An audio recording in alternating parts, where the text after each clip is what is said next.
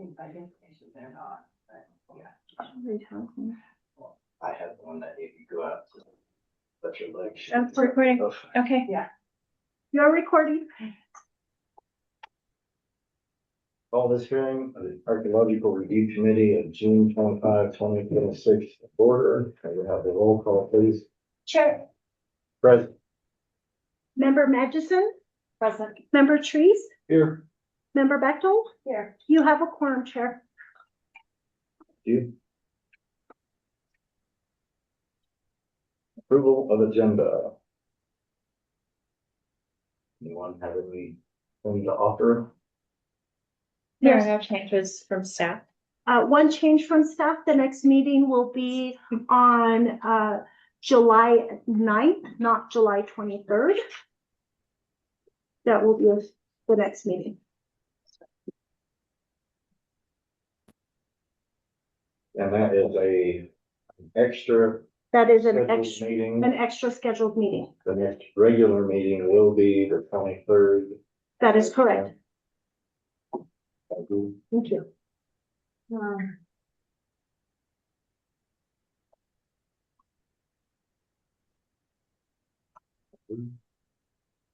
If we approve the agenda as amended. Okay. Moved and seconded, all in favor, signify by saying aye. Motion carried unanimously. Note that I do not vote unless in the instance of a tie.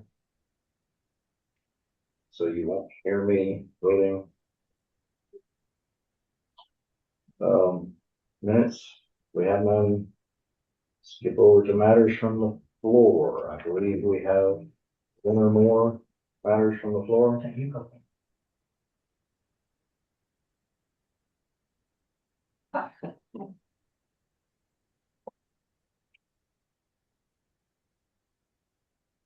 Good evening. I am here to give an update on the Georgia O'Keeffe Museum excavation. And now we're in the analysis phase of things. So we've taken some time to kind of organize the project and everything that was there, and list additional team members where we needed them. And I'm just going to give you some of the highlights of what we know now. For the benefit, in case somebody watching doesn't know who you are, could you identify yourself? Sorry, I'm Nicole Ramirez Thomas, and yeah, I'm the PI for the SWCA Georgia O'Keeffe Museum Archaeology Project. So the lithic analysis is mostly complete, and it was the smallest of the assemblages that were recovered from the site. And the most interesting artifacts found were 2 French gun flints, and then so as we have a few projectile points, pre-contact projectile points, which were like a side notch, corner notch, and then an untouched triangle style. Steve Shackley performed obsidian analysis for sourcing. One of the things that we were really interested in is that there was a very green, large piece of obsidian. And we're like, is that from Mexico, or is it from, but it's from the Hemed, from Toledo. I can never say that right. And so, and then the rest of it, like most of the obsidian appears to be just Santa Fe gravels, just cobbles from Santa Fe gravels there's these very nice round cobbles, and they get reduced into tools. And so they look like little eggs and have like a patina on the outside, and you crack them open, and then they're like a really pretty dark obsidian. There's some groundstone, some monos and metates, and then Joe still needs to look at it. He's the lithic analysis analyst, excuse me. And then there was one double-headed axe found, and we think it's of andesite, but we're going to have Steve Shackley look at it too to source it. So those were the most interesting artifacts. Everything else was pretty much like plate reduction and things like that. For soil, we've sent off 2 OSL samples to the lab, and what we did first, before we send in other soil samples, is that we wanted to get kind of a top range and a bottom range. And then we want to look at our other soil samples and determine what we want to send in for further analysis. And then it's also going to help us select our pollen analysis samples. So that's what's going on there. For faunal, there's two major bone beds, and they look to be associated with each of the officers' quarters. And they're saw cut bone, and they appear to be nice cut meat that you would expect officers to be eating. And so that's so far and so it was, you know, ribs and some nice sirloin steaks, things like that. The faunal analysis should be done by October. I think we'll be on target for that. For historic stuff, there's a lot of really corroded metal artifacts. And so we're going to do some electronic reduction, so that we know that there's more than one type of nail, those types of things, so that we can get that corrosion off and get a better sense of what the artifact looks like. And then there's lots of complete medicine bottles that were found in these pits that were behind the officers' quarters house. As far as ceramics go, Dean Wilson is analyzing all of the ceramics, and we're gonna pool samples from there. And we've asked Dee Dee and Steve, Dee Dee Snow and Steve Post to help us with further analysis of kind of the historic ceramics and anything that's kind of special. So that's where we're at. We have, for the museum, we decided to do, so for the MOA, there's like a bi-monthly report requirement to the museum and then to the ARC. And the museum was unaware of what happens after an excavation. And we gave them a report. They didn't like it. You guys will like it when we give it to you, I'm sure. But they were like, we don't even understand what's happening. So what we decided to do, kind of explained what happens post-excavation, and that it's just not, it's not a visible phase. And so what we decided to do were monthly research briefs, like really kind of short, concise ones. And I think that we'll just be giving the ARC these briefs as well, but with more technical information. And so that's kind of where we're at. And I don't know if you guys have any questions about anything in particular, but we're rolling. It's exciting. The team is excited about it. So good. But yeah. So.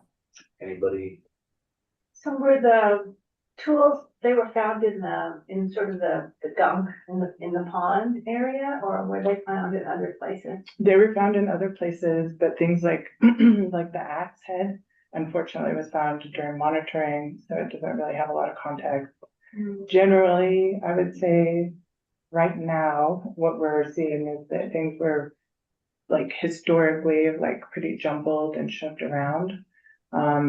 Jim will have more information about the geomorphology and kind of how swampy the soil looks from the profiles and things like that. We have many soil profiles, so that'll be good. And so in doing these research briefs, next month, the brief will be on the lithic artifacts. And then the following month, August, will be on the geomorphology.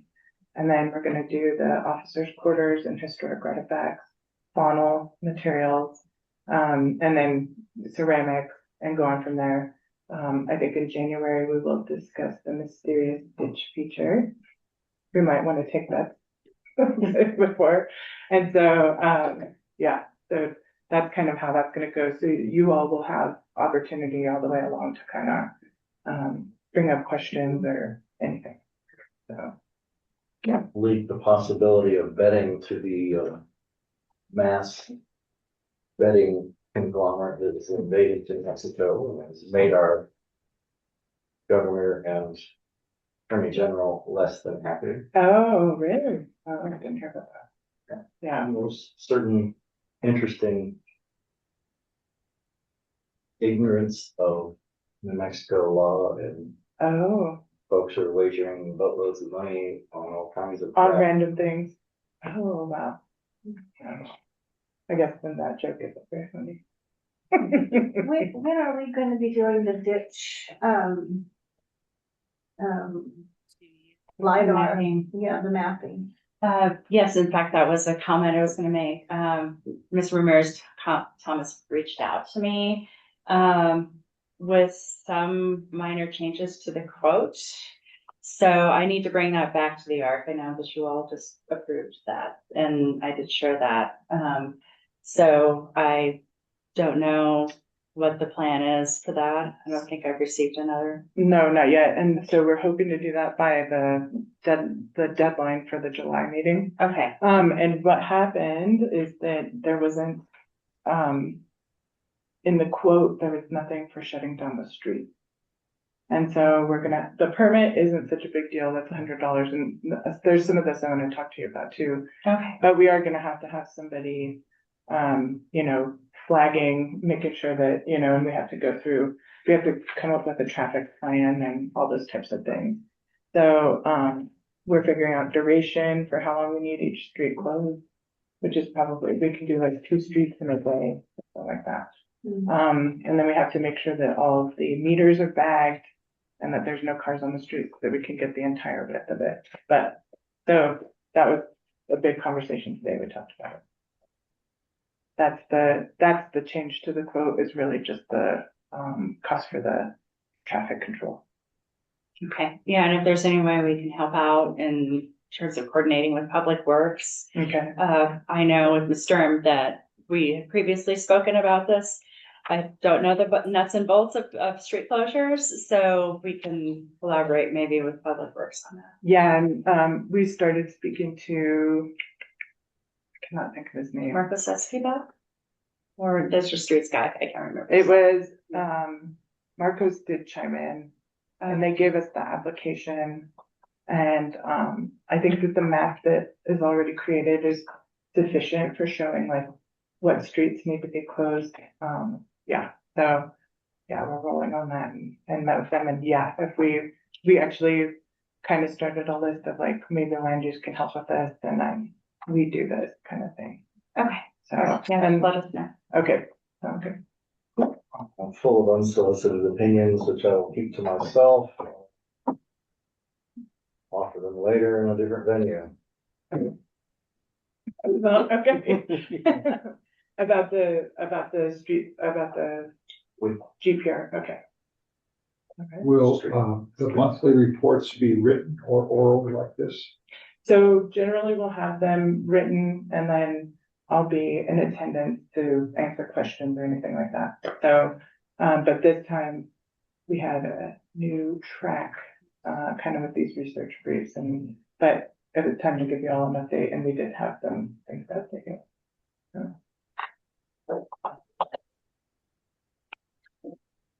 Anything? All right, well, thank you very much. Thank you. Yeah, Thank you. I'll see you later. Yeah, see you later. Congratulations. We have another hand raised. Is there anybody else? Yeah.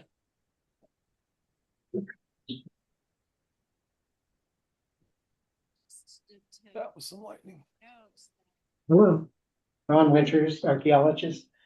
I just wanted to give you a quick update on the 515 Paseo de Peralta project.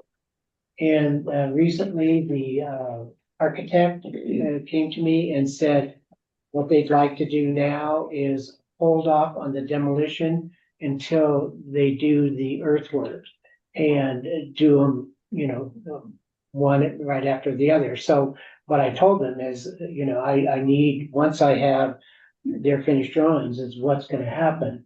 I wanna do a monitoring plan to present to you, so I do have now the plans, what they're gonna demolish and where they are. But they're gonna do, since we're beyond that, so it made sense then to put that off for now and do one and then the other, but give you a monitoring plan to show what was was gonna be done. And again, as I said before, I'd be on site throughout the entire, process. During the earthwork. Yes. Yeah. Yeah. Anyway, that's all you wanted to say about that. Okay. Thank you.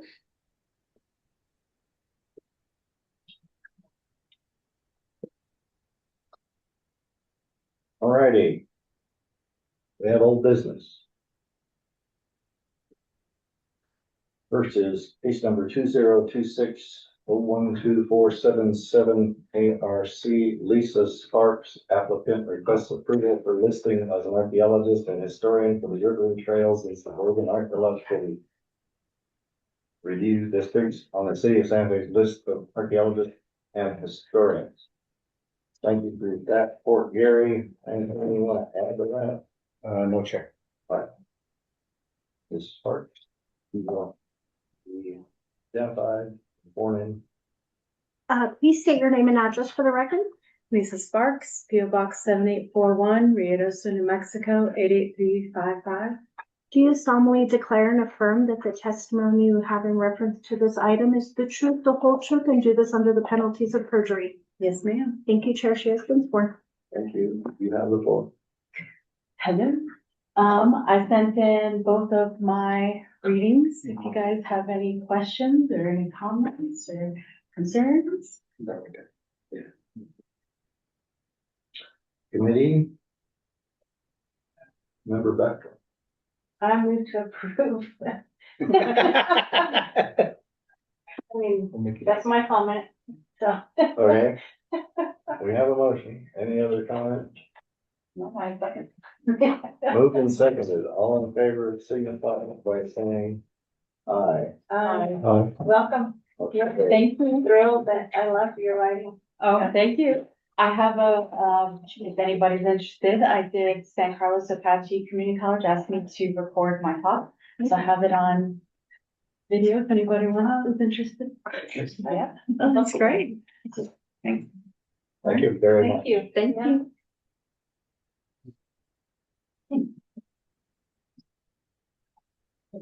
Getting your steps in.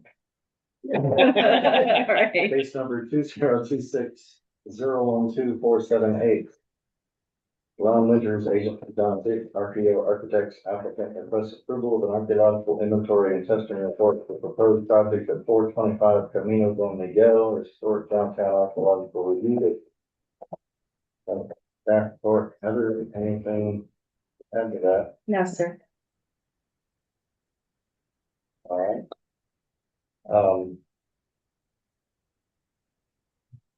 Gosh, I have our producer identified and sworn in. Please state your name and address for the record. Ron Winters, 109 Calle Paula, Santa Fe, New Mexico 87505. Do you solemnly declare and affirm that the testimony you have in reference to this item is the truth, the whole truth, and do this under the penalty of perjury? I do. Thank you. Okay, Ron, you have the floor. I'd like to get the owners of the property are here, and I think They wish to speak.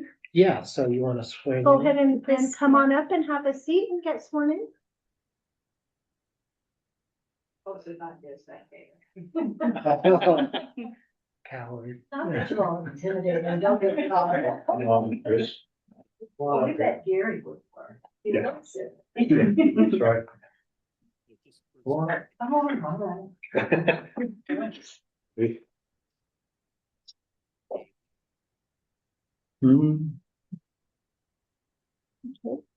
Do you state your name and address for the record? Gerald Ronigan Fenrick, 423 Camino Don Miguel. Do you solemnly declare and affirm that the testimony you have in reference to this item is the truth, nothing but the truth, and do this under the penalties of perjury? Yes. Thank you, has been sworn. And your name, ma'am? I'm not. Oh, you're not speaking? Nah, I'm just Okay. gonna be a spectator. Okay. I'll give it. There you go. And so I'll make a few comments. So I hope that I've addressed the additions and corrections and the concerns you had from the last meeting. including making the assemblage site. I have to excuse I wasn't in the best frame of mind, last meeting. I'm hopefully a little, clearer, this meeting. I did change the IOs to, artifacts on the surface, and it then, became a, 20 artifact site. So I had expressed some concerns about the excavation, and I reviewed my field notes, and what I saw the main issue I had was the client's backhoe operator was, although I requested a 2-foot bucket, he only had a 1-foot or an 18-inch bucket, and making it necessary to make multiple passes. And it's just, I mean, you can't do a trench that narrow with a foot or 18 inches and get in there and see the profile. So it meant multiple passes. So it wasn't so much the depth. And then I wanted to address that, that the committee had requested the trenches be excavated deeper. And I really, based on the paucity of artifacts and how shallow they were, I didn't really feel that it was warranted. And both trenches were actually below 5 feet. And so that was the only thing I think that I didn't address, or not that I didn't address it, but that I didn't conduct. So, I'll appreciate your comments on that. But yeah, I guess that's it. Okay. Is it my turn? If you wish. Okay, okay. No, I just, obviously, my wife and I are anxious about this whole process. We've never gone through it, but live and learn. So after, anyway, good afternoon. Thank you for giving me the opportunity to speak with you. I'm a terrible public speaker, so I will read my statement. My wife Christina and I purchased the lot at 425 Camino Don Miguel in August of 2024 with the intention of building our age-in-place residence close to her sister and family, and they live on Acequia Madre. We recently sold our home in Seattle, and anticipating that sale, we began designing our new home on the Camino Don Miguel site last August. We retained the architectural firm of RKO Architects to design the house. After your meeting in May with Ron, he contacted me saying he wanted to see additional excavations deeper than the 5 feet he had already done. When I looked at the architect's design development progress set with him, the architect, he pointed out that some of the house foundations will disturb the site to a maximum depth of only 3.5 feet. This occurs on the east side of the site. As I understand it, the task of this committee is to safeguard Santa Fe's archaeological heritage by ensuring that development activities identify and evaluate archaeological resources in areas that will be disturbed by those activities. In our case, archaeological testing to a depth of 5 feet revealed no cultural materials, and the proposed house foundation is only 3.5 feet below the existing grade. As I see it, any archaeological materials deeper than 3.5 feet, should they exist, will remain undisturbed and preserved for study by future generations.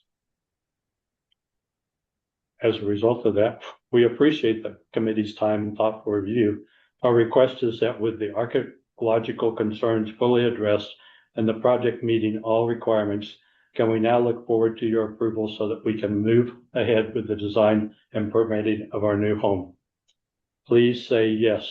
If not, Ron and I are more than happy to answer any further questions. Thank you. Thank you. One other thing I'd like a comment, and I don't know, they live adjacent to this lot, and their house was awarded a historic preservation award for the renovation that they did to take it back to its original footprint. And they, did an amazing job I just wanted to, give them credit for that, they are, serious about the neighborhood and, its character.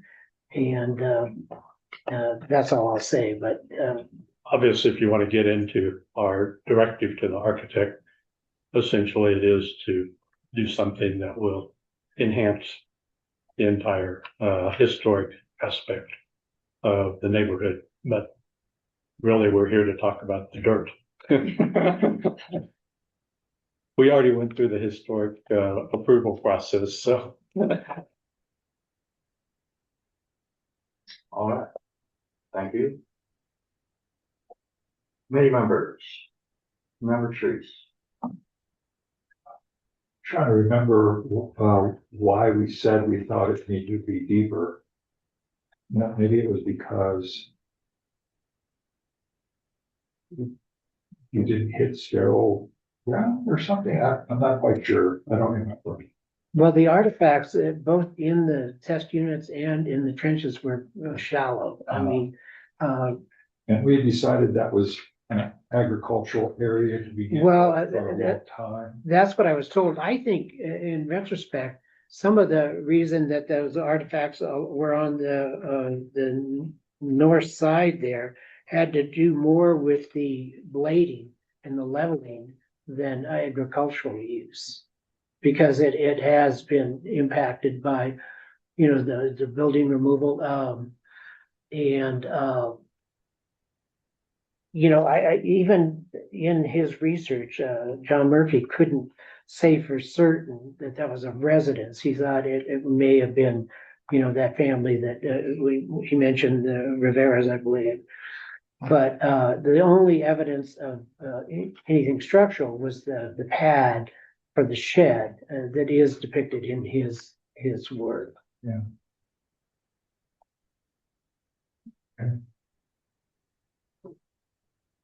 It's all got. Member Becker. About this idea that the footing only goes down 3.5 feet. I mean, that, we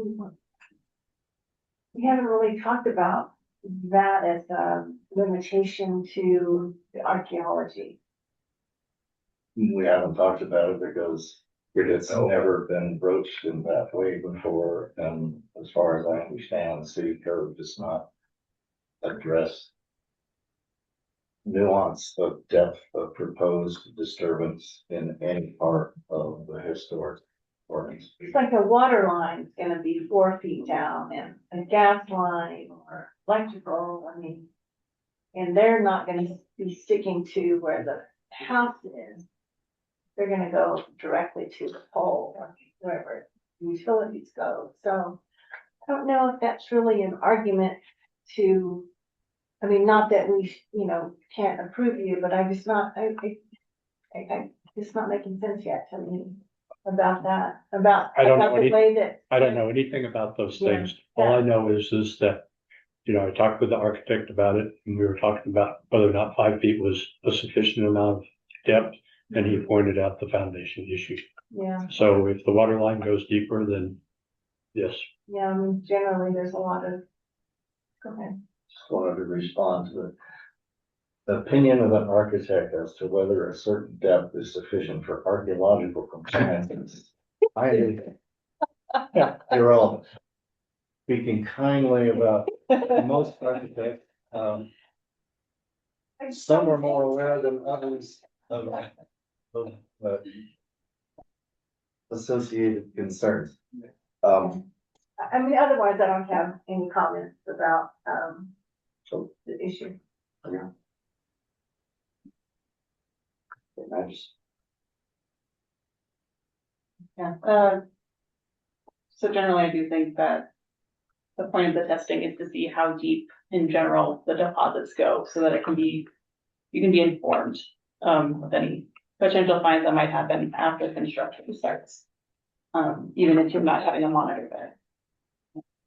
And I don't think it's entirely dependent on how deep your footings are going or even how deep the water line is going. But Other than that, I didn't have any additional comments. Um.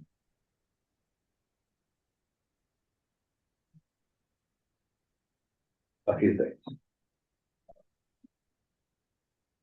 First thing I flagged was your dates of investigation. Since you said later you didn't do any more investigation, now I understand why the dates didn't change.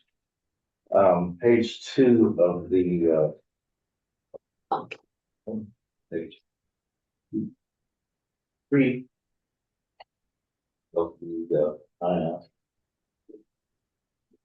which is in a section entitled Management Summary.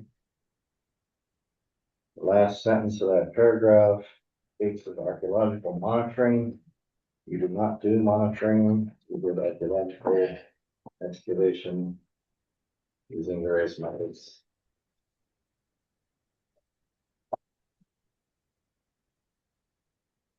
Page 1, same thing, first paragraph, last one. You didn't do monitoring.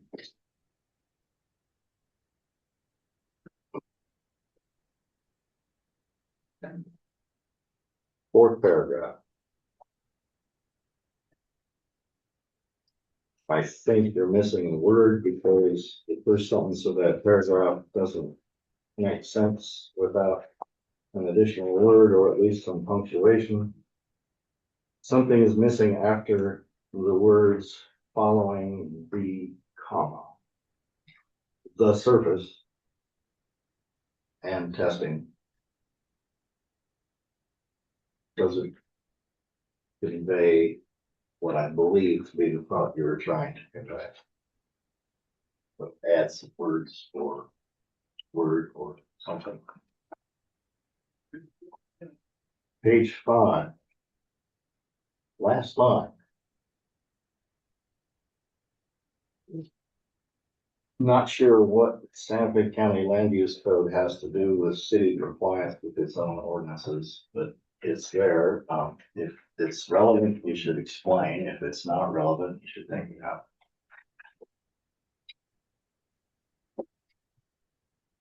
And then page 31. Fifth paragraph. Wherein you acknowledge that the committee suggested, I think it was stronger than suggested. And then you go on to say the archaeologist believes that this is not necessary or warranted. I think several members of the committee fully explained why it's warranted. And the characterization of all the artifacts that came from the trenches as being shallow, I do not recall from the last discussion that was part of the presentation. If so, that's new information. Is it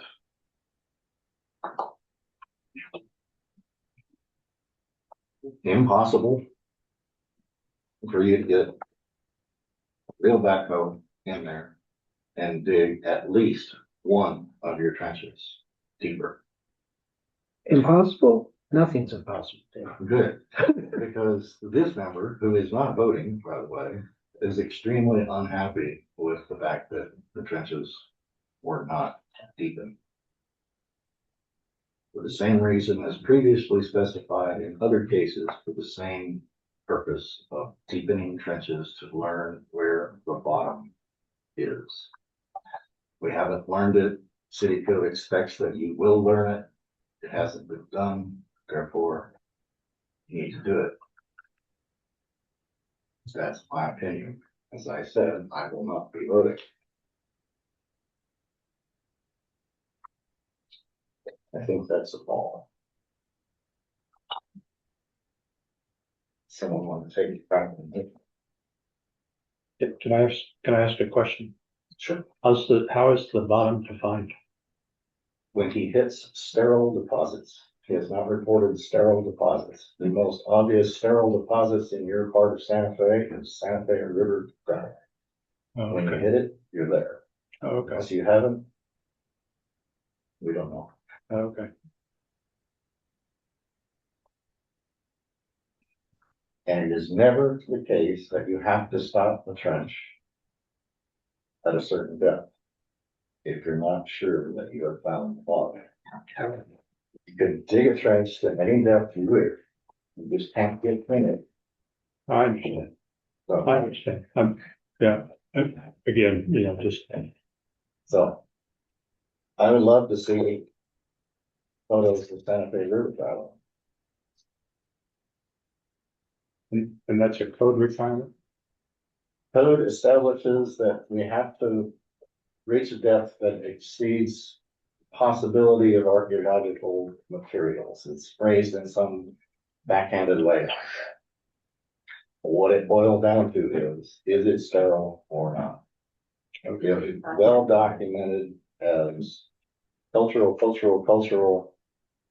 sterile, that's one thing. But we have a trench that was full of deposits that were described as disturbed. Therefore, we haven't reached below the disturbance. Therefore, we haven't reached any possibility of trying to demonstrate sterile. Okay. It's an iterative thing. And it has to go deep enough to know what you got. And since we didn't, we dumped it. So if we find something that hasn't been disturbed, but we're going to disturb it in order to do what? If we know it's there, then we can have a conversation about whether or not preservation in place is appropriate, depending on what it is. Okay. And your suggestion that preservation in place below modern construction has sometimes been accepted, but it is not always the case. It depends. Everything archaeological depends. Well, I know, I mean, you know, that, obviously that was my point. My point is that if we dig around to places that we wouldn't be disturbing and finally find something to disturb it, is that really what we're trying to accomplish here? Or are we trying to accomplish a situation where as long as you're not disturbing something, then that's the safest way to maintain it until somebody decides that they need to go further? City code doesn't really speak to that. Are you searching city code to try to find the appropriate phrase? Because I can't I think remember. one of the things that we've struggled with, since I've been on the committee is that, in dealing with clients, when we approve or don't approve a lot, it's not just for you, it's for in perpetuity. No, I understand. So if by digging the trench, you haven't hit sterile ground yet, then somebody else could come in after you, and we approve it, and we approve this, I understand that. then somebody else comes in and says, well, I want a basement here. Uh-huh. And they don't have to come back to us and say, we're digging a basement. You know, they'll have to go through code, Right. but No, I understand. I mean, I understand the, you know, the reasoning for it. I yeah, guess the thing that I don't understand is that, why, you know, I mean, everything is about being, looking at a situation from a standpoint of risk versus notice. Yeah. And of course, I really don't know anything about this subject, except for the fact that from a standpoint of how much risk are you taking by only, I don't know what your percentage is, I think it's 2% or something like that you're testing on the site. Yeah. Well, that's, you know, I mean, obviously that's a pretty high risk to begin with. If you don't come across something in 5 feet in 2% of the site, much does that recognize that you're never gonna come across anything in any place on the site. It doesn't, it's a reasonable and good faith effort. Yeah, Was the whole right. thing. Exactly. But remember Teresa's point is that our approvals, we shall not ever call them clearances. Our approvals are for the entire lot in perpetuity. I understand. And hedging one's bets based on depth is not addressed by code or addressed by the responsibility of this group.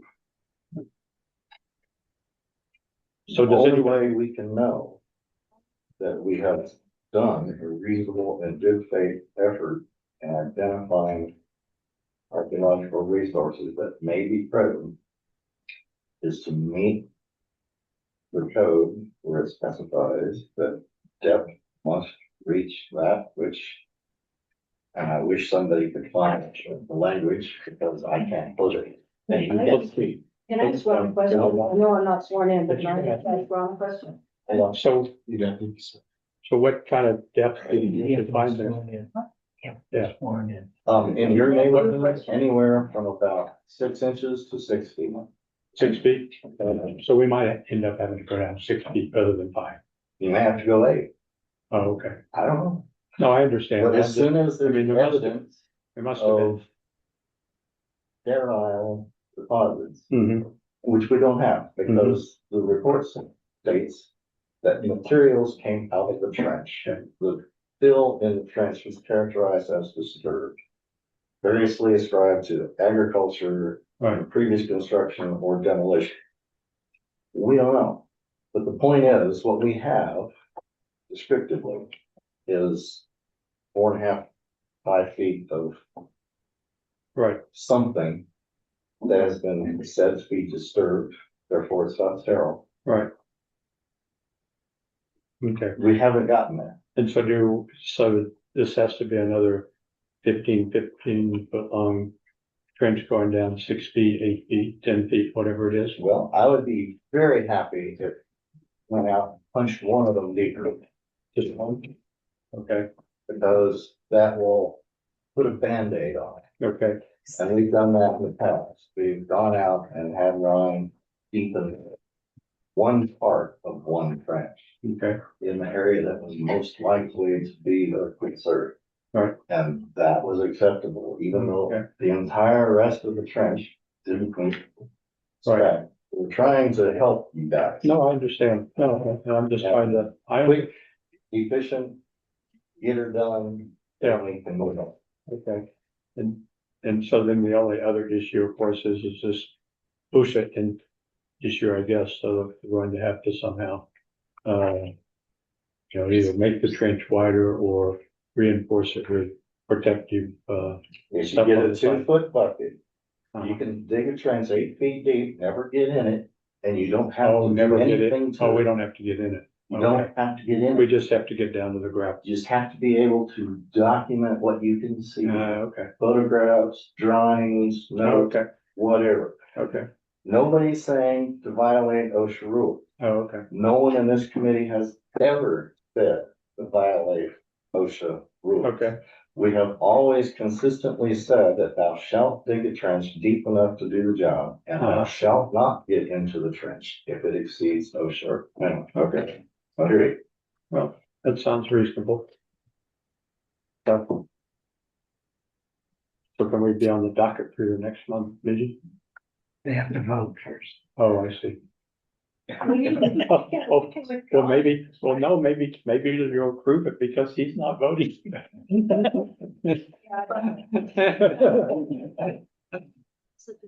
Only in the top. Maybe it's the Oh, It's up to them. If they want to withdraw, great, come back next time. No. If they want us to They have vote, to we have can it postpone Not the 9th meeting or or the approve it, 23rd. whatever y'all want to do. 7th, What's the deadline for the 23rd? 7th. Let me grab it. One moment, remember, Trees? July 7th. 3 p.m. It's the deadline for the 23rd. Yes, ma'am. So you want do you want to withdraw until No, then? no, we don't. No, so we have to have a motion and a vote to do something. I vote to postpone this meeting or this project until the 23rd. Move to postpone to May third. All in favor signify by saying aye. Aye. Motion carries. This matter is postponed to the 23rd, and it will be the first item on the agenda, regardless of who else or whoever comes up with anything that includes the mayor on down. So noted, Chair. Thank you. Okay, Thank you. thank you.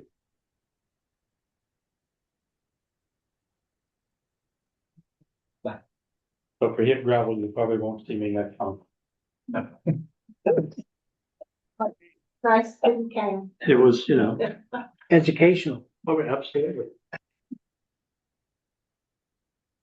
Next item of old business, case number 2026-012-486, WSP USA, Agents for Public Service, majority of the time, a company of New Mexico, PNM applicant, requests approval of an archaeological monitoring report to 5,473 feet of 2.5-inch conduit line installation at Entrada de Milagro, suburban archaeological review district. Thank you for the staff report. Heather, anything with that? No, Chair, thank you. We have someone to present who is, Yes, we have Online. Lincoln Hardship, Parsley. Harslip. Hi, Lincoln, are you there? Can you hear us? Yes, can you hear me? It's because. Sorry, did you guys hear me? Is it looking so slow? Lincoln, can you speak? I hear can us? see you. I can hear you guys. Can you hear me? Yes, great, thank you. Please, Excellent. I'm going to swear you in. If you could state your name and address for the record. Lincoln Harslip, 6809 Tamarisk Place, Northwest, Albuquerque, New Mexico, 87120.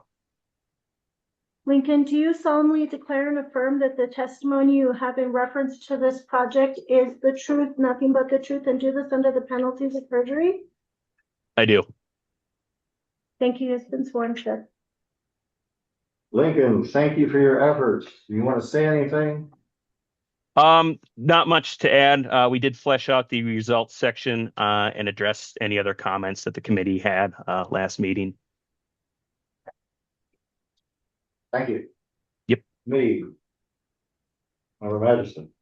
I had no additional comments and going to abstain again, voting on. Indeed. That means in this instance, you will hear me vote. Member Trees. I appreciate that you have identified, all the different places where there were, potholes and changes of direction, and that you have also identified them with a chart that says, this is the same, this is the same, this is the same. That was one of the things that we didn't have on the last report, and Yep. it makes a difference. One of the things that I had a question about was on, let's see, what page 36 of your report. It's page 63 of the PDF. It shows a picture of a street cut and a trench across that street, and then I think you have a closer view of that on page 40 of your report, page 67 of the PDF. Mhm. Was that trench part of this project, or was that something, I'm not quite clear. It says fiber optic route. Was that part of this deal? I don't believe so. That was not noted by our monitor. I don't believe that trench was a part of this. They only trench next to that electrical box, and I mean not trench, but potholed. Yeah. Because I know there was a picture of a mini excavator or about something pulling up a section of sidewalk or driveway or something, and I didn't know if that was gonna be I guess what I'm saying is more pictures are better than fewer pictures. Yeah, I agree. And I know this after the fact, but for the future, more pictures are better. I like it. Duly noted. As a contractor who remodels a lot, I like to take pictures before we start busting stuff up, while we're busting stuff up, and after we're done. So I think that would kind of qualify for this kind of an operation too. Okay. Other than that, I'm appreciative of what you've done. I appreciate it. Thank you. Member Bechtel? No comment? No comment. She beat me to the. I only have one thing, and it's didn't get mentioned last time because, as you might recall, I didn't have my packet last time. And I didn't remember that I had spotted something in your references cited that is innocuous, but it's aggravating. Okay. Page 44, it's the second page of your references cited.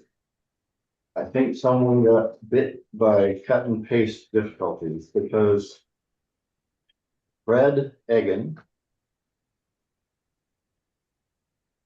is not Egan. Yeah. I think that EL comes from Elliot, and somehow or other a cut and paste. Yep. So no biggie. Please fix it on whatever ends up being uploaded to ARMS. If Okay, there is. Thank you. Motion.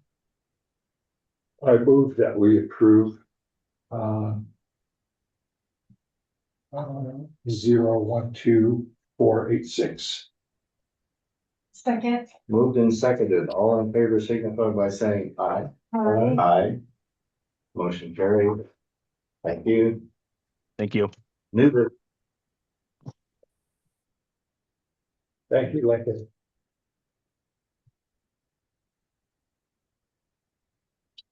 Oh, and I just want to mention to everybody here, I'm elevating my voice. Feel like I'm shouting. But I got online to listen past meetings. There is a word that describes the sound. And it really does. Okay. And so I'm trying to project a little more. Can the city spring for a second microphone so that there's one down here and one down there? And everyone can be heard más o menos the same. I will speak with IT and see what we can do for you, Chair. Yes. Thank you. A megaphone would also. I will see what we can provide. So, new business, 2026-012-629. Ron Winters, agent for Henry Landman Jr., requests approval of an archaeological inventory and testing report of 0.461 acres at 425 Algeta Street in the historic downtown archaeological review district. Thank you for your staff report. Heather, anything to add to that? No, Chair, thank you. Okay. Ron, you're back on hot seat. You're still under oath. Anything to say when you take the floor? It was a pain keeping these two projects straight. It's the same number. 425 the Beta, 425 Camino Don Miguel. Yeah. This was interesting. From the historical research that John Murphy did, this was part of the larger property at 831 El Caminito, historic property, but was never developed. And it was very curious how shallow, superficial the artifacts were, but there has been a lot of tree cutting, landscaping, moving dirt around. on the property, but as you see the opening photos, that's what I was up against. When the overviews. But I I covered that property thoroughly, back and forth. Narrow transects. I always do that in the city. But it was just curious, the combination of, not many artifacts, but the combination of, the historic and then the Pueblo pottery and a couple of lithics, but not in a particular concentration. It was just scattered, across the site, but curious project in that regard. That's all. Okay. Now we're back. Don't have any marks, so I give them comments. Retreat. It seems like, a lot of the stuff that you found was like against the Aveda Street. Rather than spread throughout the site. I'm wondering why that was. Curious. Well, the landowner had done a lot of, I think that could be a result of, he has his own equipment. And as with 425 Camino Don Miguel, I think, pushing dirt around, to the exterior, might have been a result of that. But there was disturbance, surface disturbance. Yeah. I didn't see that below the surface, but on the surface. Yeah. That's why I put a unit there, also, a hand unit. Yeah.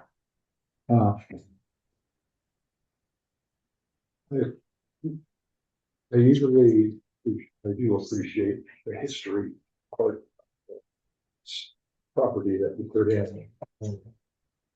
I also, on this particular one, I appreciated the kind of extensive talk, and maybe I've just missed it or just paid more attention to it this time, of the Santa Fe land grant, but I think it's also because I have a particular case I'm looking at myself going, oh, Santa Fe land grant, it's not partitioned properly or anything, how do I check all the boxes for the permit?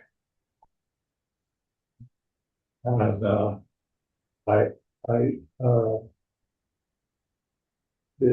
point that I guess I want to make is, you call the monument on the center of the plaza the focal point for the Santa Fe land grant. In other words, it goes in the middle of that. Right.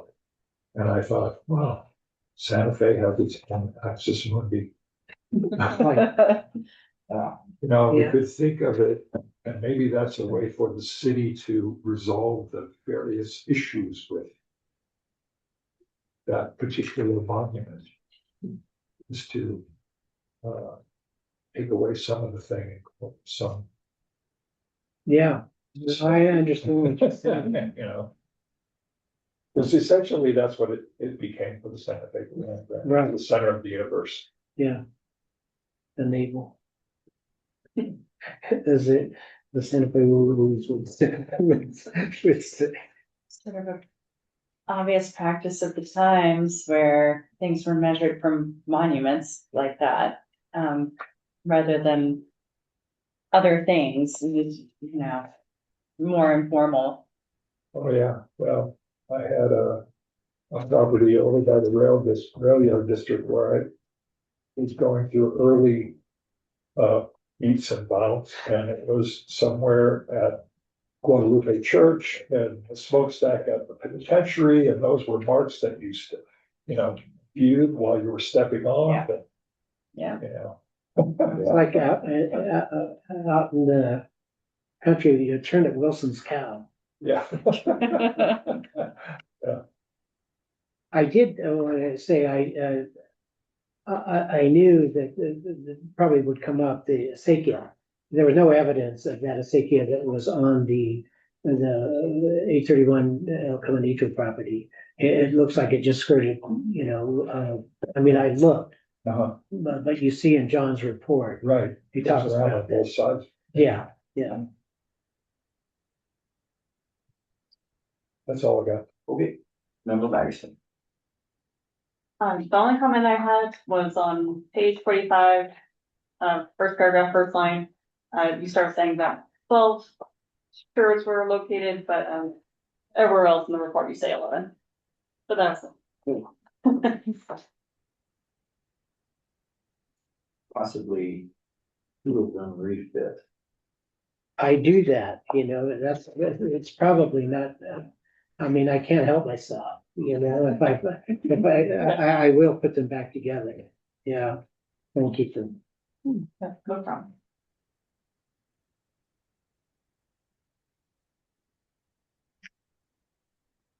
So.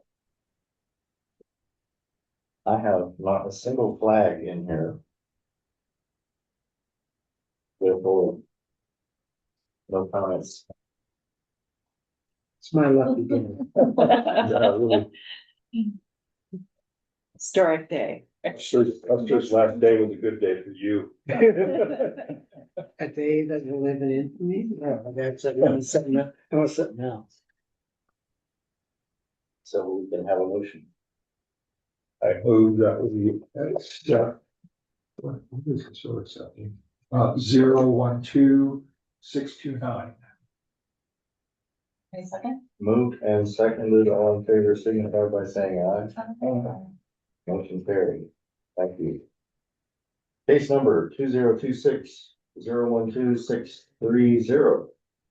Ron Winters, agent for Tessa Davis of Cablecom LLC, requests approval of an archaeological monitoring plan for the installation of 250 feet of fiber optic cable in the vicinity of 121 West Water Street in the historic downtown archaeological review district. And Heather has given us a staff report. Thank you for that. Anything to add? Sure, no, Mr. Winters and I spoke about, a strategy in case there might be some artifacts that were found. I did ask him a question about that. And, I'll let him present his case in terms of boring. The nature of the discussion was that boring has less impact. It's ultimately on cultural resources. So, I'll just leave it at that. Thank you. Okay. Have you shared the contents of your staff report with the presenter? I have not, but here, let me give it to you. It's just a couple of pages, but we did have a conversation about the substantive contents of my report about Sanborn maps as well. I know that Okay. scale is, I'm stealing her thunder, But Very happy. I just wanted to be sure that it wasn't something new. no, we did talk about it. Not too new. Okay. So I wanted to tell you, I contacted the traffic engineer, except they don't have one now. Apparently that position is trying to be filled. So I went to the people at the traffic control, and I spoke with a couple of the employees there that deal with this and have purview over what streets are open, what are closed. And I had a very interesting conversation with them. I took the plans showing, what this and the next project, what it included and what they wanted to do. What I got on this one particularly, they had different concerns for different reasons. On this one, what they said was they were be hesitant to block off water and Don Gaspar to trench down the street during the height of the tourist season, given all the pushback and what happened on Guadalupe. I mean, a couple of those businesses closed because of that. And so their suggestion was to bag those meters on the north side of the street, the drill rig could set up on the sidewalk and drill along, under the sidewalk and, under Don Gaspar also.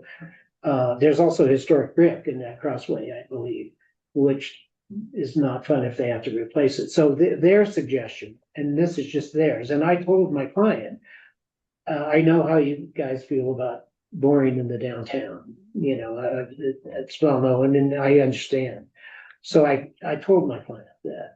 But what I got from the traffic control was they would prefer that to having to shut down because trenching would not just require the trench, but factor, and so this was their suggestion, and I'll address the other when we get to that and what they said about that project. But in talking with Heather, one of the things, in a final report, I absolutely would include, sandbars of what was there before.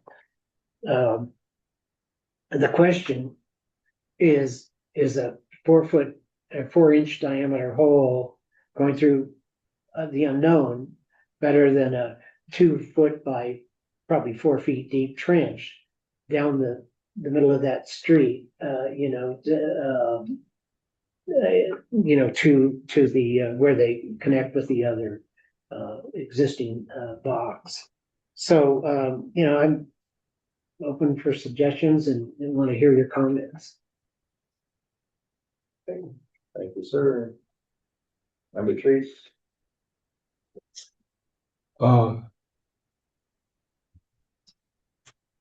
Well, I found, like a paragraph, that broke up a sentence on, it looks like it might be page 21 of the PDF. See it here.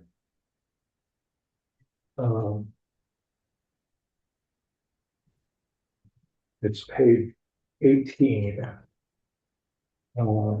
First full paragraph, it goes from receive, and then it skips a line and goes a lot.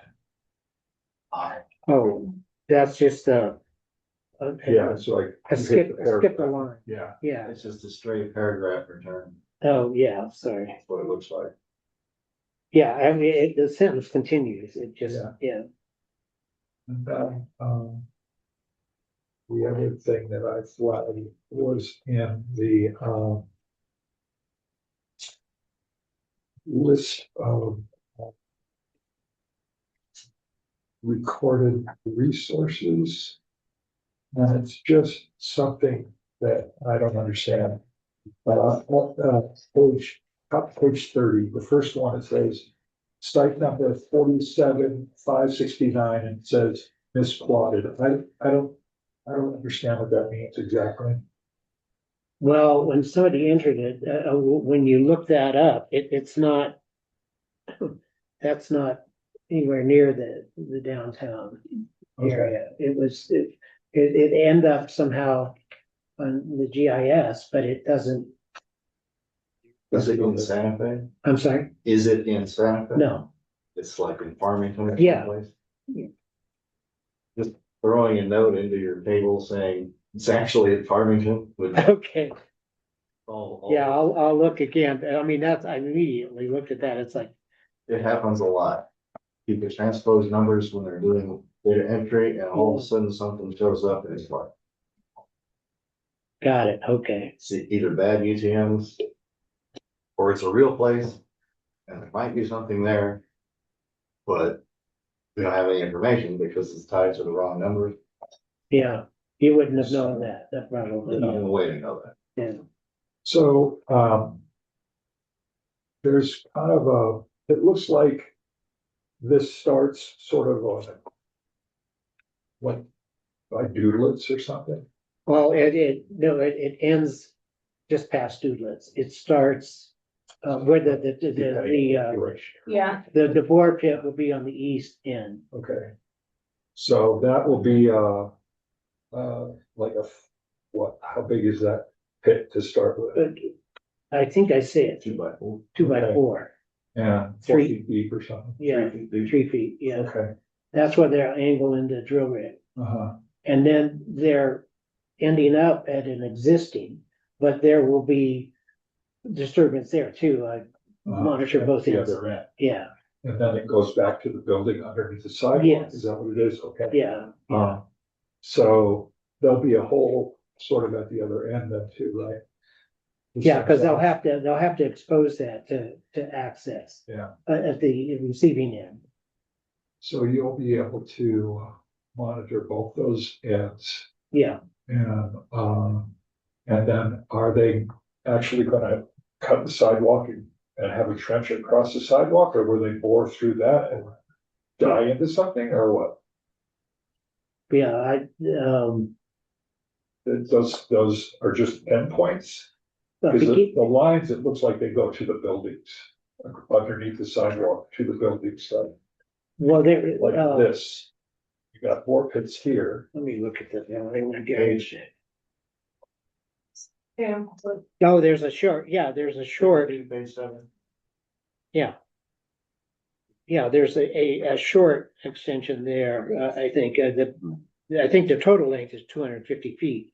Uh-huh. But yeah, they're gonna go basically under where the cars parked there. And then tie in to probably existing cable Uh-huh. at each end. Okay. Yeah, at the west end, it ties into the existing vault, but there'll be some disturbance there. They probably won't dig a pit like at this end. I wasn't given the particulars, but I know from experience that they have to expose that, Uh-huh. to tie in. Yeah. Yeah, So am I reading this figure right? Uh-huh. Existing vault on the west end, Yes, set new vault on the east end, yes, so that's being set in a hole that's not defined. right. That's the bore pit. Yeah, So they're gonna make a 90-degree turn from the bore pit and go down the street, make another 90-degree turn into the end pit. don't ask me that. No, I think, I'm just thinking that there's 4 pits. well, I That's don't, what I'm trying to get. I don't think so. I think what they may be doing is tying into some existing there, and the bore pit will be the straight shot down the water. I don't know. I mean, this is the particulars. I like engineers' drawings better, not aerials. So you can actually see. what's- Exactly what's flat. Because all I got from them when I asked is, a new vault, at that end. I mean, whatever they do there, will be monitored. Any kind of ground disturbance. I don't know why they have it shown that way, because it doesn't make sense that it would do 90s. We realize you've run into this before, clients tell you all the great stuff and then they leave out all the details that we care about. Right, So, yeah. As long as it's clear to everyone concerned that you're monitoring everything, any ground disturbance. that's bore pits, vault pits, whatever. Yeah. They're gonna be there. Absolutely. Does that sort of address your? yeah. I've just, also when, I was looking at the previous block over on the corner of Galisteo and Water Street. Back in my younger days, I was involved with, a remodel of the storefront there. Mhm. And during that storefront remodel, the entire intersection of Galisteo and Water Street collapsed. And to the depth of about 10 feet. Whoa. And I think a main sewer line just gave way. And that intersection was opened up for months. And, Is that for or against trenching? it is in, I think it was probably about 1987, 88, something like that. Wow. Probably nobody here. I remember seeing pictures of Yeah. that. There wasn't any archaeological work done at the time. It was just fix that. The ordinance was 88, correct? Yeah, it was right around that time. Yeah. So they probably weren't watching. Yeah, well, that, it was open for quite some time, months in fact, and, you know, we were remodeling this store for this guy who just moved here from Connecticut, and his comment to me at some point during the remodel was, you know how to become a millionaire in Santa Fe? I said, no, you should start with 10 million. Well, a postscript, I have to say, when I talk to the people that, you know, traffic, you know, control, they pointed out, I mean, that's a narrow, you know, a narrow track through there. And what they said is, we blocked that off. You can't even get in the parking lot then. And then, you know, the intersection, I mean, Don Gaspar and Miller. I just, you know, I don't know how old that sewer line was, and I don't know how much of it's been replaced in subsequent years, but I know that's pretty old through that area. There's a lot of ancient stuff. You can't believe how much Infrastructure. clay pipes we see, you know, broken clay pipe. I mean, it's everywhere. Yeah. I've even seen the wooden. Do they have intentions of doing, potholes along this? Of course, Yeah. they have to. You know, they have to know where the utilities are. That's the other thing too. The further out in the street you get, the more chance you have to get sewer, you know, other utilities. Yeah. Okay, Yep. that's my construction bit. Okay. Cool. All right. So definitely understand the desire to bore in this area, very narrow. And boring tends to be a bit faster than trenching. However, in your scope of work and in your methods, you write it as if you're going to be trenching. So for example, on page 5 in your last paragraph, you talk about how any cultural resources that are exposed will be documented within the trenches, that's boring. I think, Shelby, what I'm referring to is those board fields, because they are considered trenches. But you should change your language to be reflective of, but you're boring. You also mentioned that on page 39, second paragraph, that you'll draw 3-meter long stratigraphic profiles of the trench walls. Nope. That's not possible with how large your bore pits are. I'll do the whole floor. Yeah. So just things like that where Clean it up. yeah, your methods aren't matching what's actually the scope of work. Yeah. And I would throw in that you will also be observing the potholes, maybe taking pictures of those. I know they're small and hard to see in, but Well, the problem with potholing is they use water and vacuum. yes. So, I mean, sometimes they'll pull stuff out and they'll drop it there for me, Mhm. you know, but a lot of times it goes right into the vacuum truck. Yeah. And so, I mean, that's minimal invasive, you know, to do an area this big as opposed to opening that, you know, bigger, but Is it there? Yeah. You only know that you found something until it blocks the little vacuum. yeah, exactly. And cans block it. So Yeah, no, I mean, it's like that big. Yeah. But yeah, it's a fine skull. Yeah. but I mean, I'm right there, Yeah. even when they're doing the potholing too, so I've seen, you know, stuff come out and they'll, you know, dump it out there and so, yeah, you can observe even that aspect of it, it's not ideal. But, yeah, I think just adding in discussion that you'll also be there for the potholing. okay. Would be good.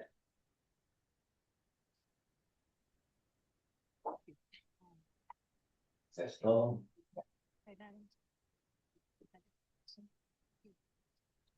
Only one.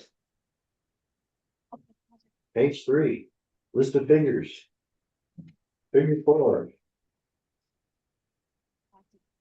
I know you're talking about four-legged creatures, but the word author is a whole. So, a little spelling correct. Oh my God, that is bad. Sorry. The caption on the actual figure is exactly correct. Yeah, it's right, but the borough didn't have, yeah, wheelbarrows. Oy. All right, We'd like to, make sure that the maps and aerials are included. That Heather mentions. Oh, yeah. Oh, no, I've got Sanborn's lined up. I mean, back into the 1800s that I would put in the final report, yeah. And then this Rio Chiquito, Mhm. I mean, it's sort of beside the point. If we're boring, we won't see, I mean, we could see a change in soil type, I guess, but other than that, we won't see much. No, I don't know that you would anyway. Yeah. I mean, that's been, I mean, Very. yeah.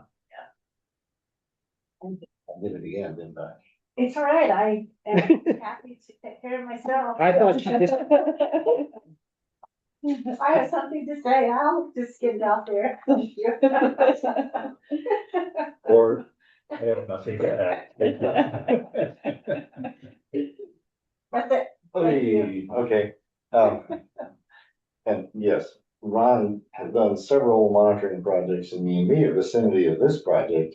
He's had the Sanborn maps backwards and forwards for years. So yeah, he's painfully aware of how complicated it could be. yeah. And yeah, if this is in the channel of the old Rio Chiquito, you might find a pile of garbage in it. Fill up the Rios with garbage. I fully expect that there could be stuff from the Santa Fe Water and Light Company, you know. Yeah. All right. Now we can have a motion. I move to accept or approve, what are we doing? Approve, this monitoring plan, 012630. Okay. Can we add with edits? With- Yes, yeah, with with the others, the yeah. edits that were requested. Easy phrases with the indicated change.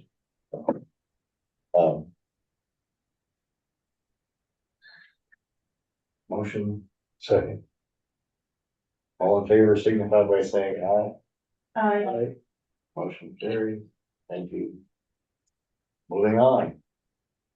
Base number 2026 012631. Ron Winters, Regent for Archeological Lumen, requests approval for archaeological monitoring plan for the installation of 190 feet of fiber optic cable in the vicinity of 1323 for Playa de Peralta in the historic downtown archaeological district. We have the staff report. Heather, anything to add here? No, Chair, actually. So again, you have conversations regarding the comments. My only comment was, I should give this to you. My only comment is that the urban form has changed pretty radically with the installation of Paseo de Peralta. And so just to help inform the cultural context, Manhattan was along here, but not exactly. So it just might be helpful to include those in the report. And I gave a sample 1957, 1957 era. Oh, showing yeah. that pre-Paseo de Peralta.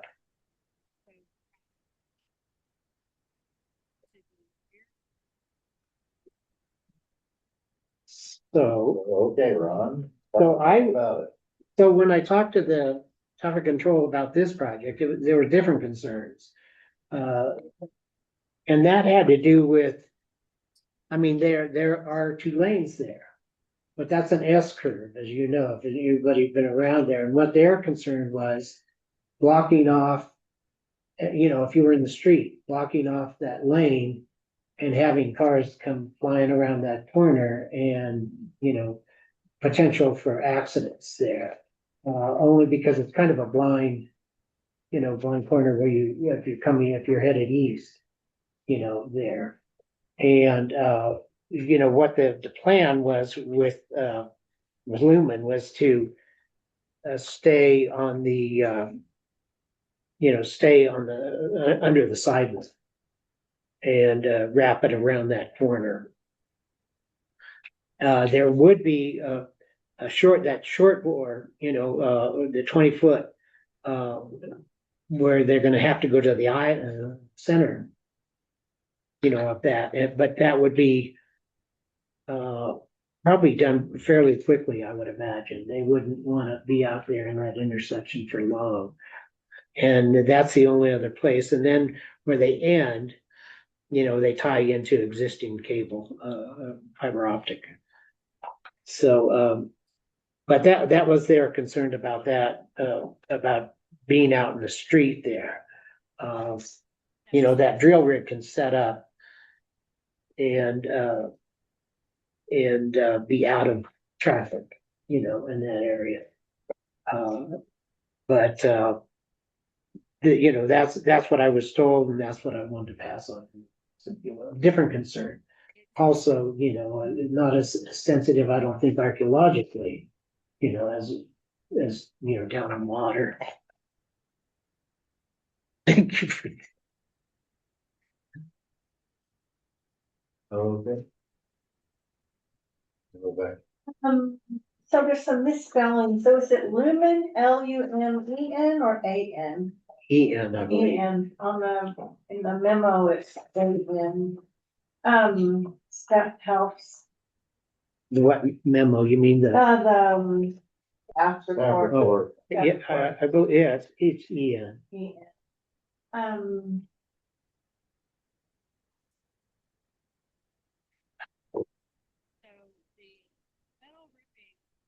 What is HH? Customer HH. Handhole? Handhole. Oh, thank you. And are you monitoring those too? Yes. Any ground disturbance. Any ground disturbance? On page 22, it's called the Dawn Cast Bar as opposed to the gas bar area. Lots of places. Yeah. Yeah. That's Um, mentioned. and yeah. then I thought it was weird that it said the downtown area of Santa Fe is one of the most intensively used historic urban areas in northern New Mexico. It is almost one of the only urban areas in northern Mexico. And I just thought, how, I don't know, just seemed, I mean, I don't know, it just, its most intensively used historic urban areas in the country would be, I mean, I don't, it just seems an odd I think people, characterization. I mean, in New Mexico, maybe, I mean, it's yeah, in northern New Mexico, it's like, well, how many, it made me think, well, how many are there? Las Vegas? Yeah. Is that, Las Vegas, Taos?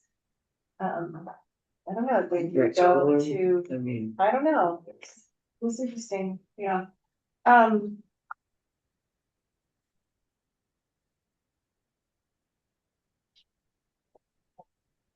Why, it says Presidio features have been found at the First National Bank site, several architectural features at the New Mexico History Museum. So there's the potential for these types of features to be found in the area. So do you mean in general, or I just thought, because south of the river near your site is St. Mike's College, and that would seem to be more of a place to find things, repair a parking lot. I mean, all the things that are just across the Paseo. So it was interesting to me, you were talking about what's happening north of the river as opposed to south of the river.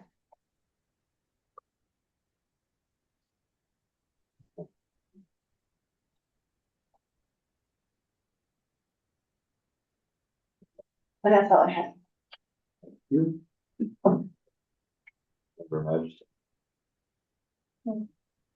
Just the same comments I had about the pension language and adding that you'll use any potholes if they're happening. Yeah. I don't know how I missed Don Gaspar. I don't know. Maybe this is the last of the four that was working. It could be, but that's egregious. I'll get that taken care of.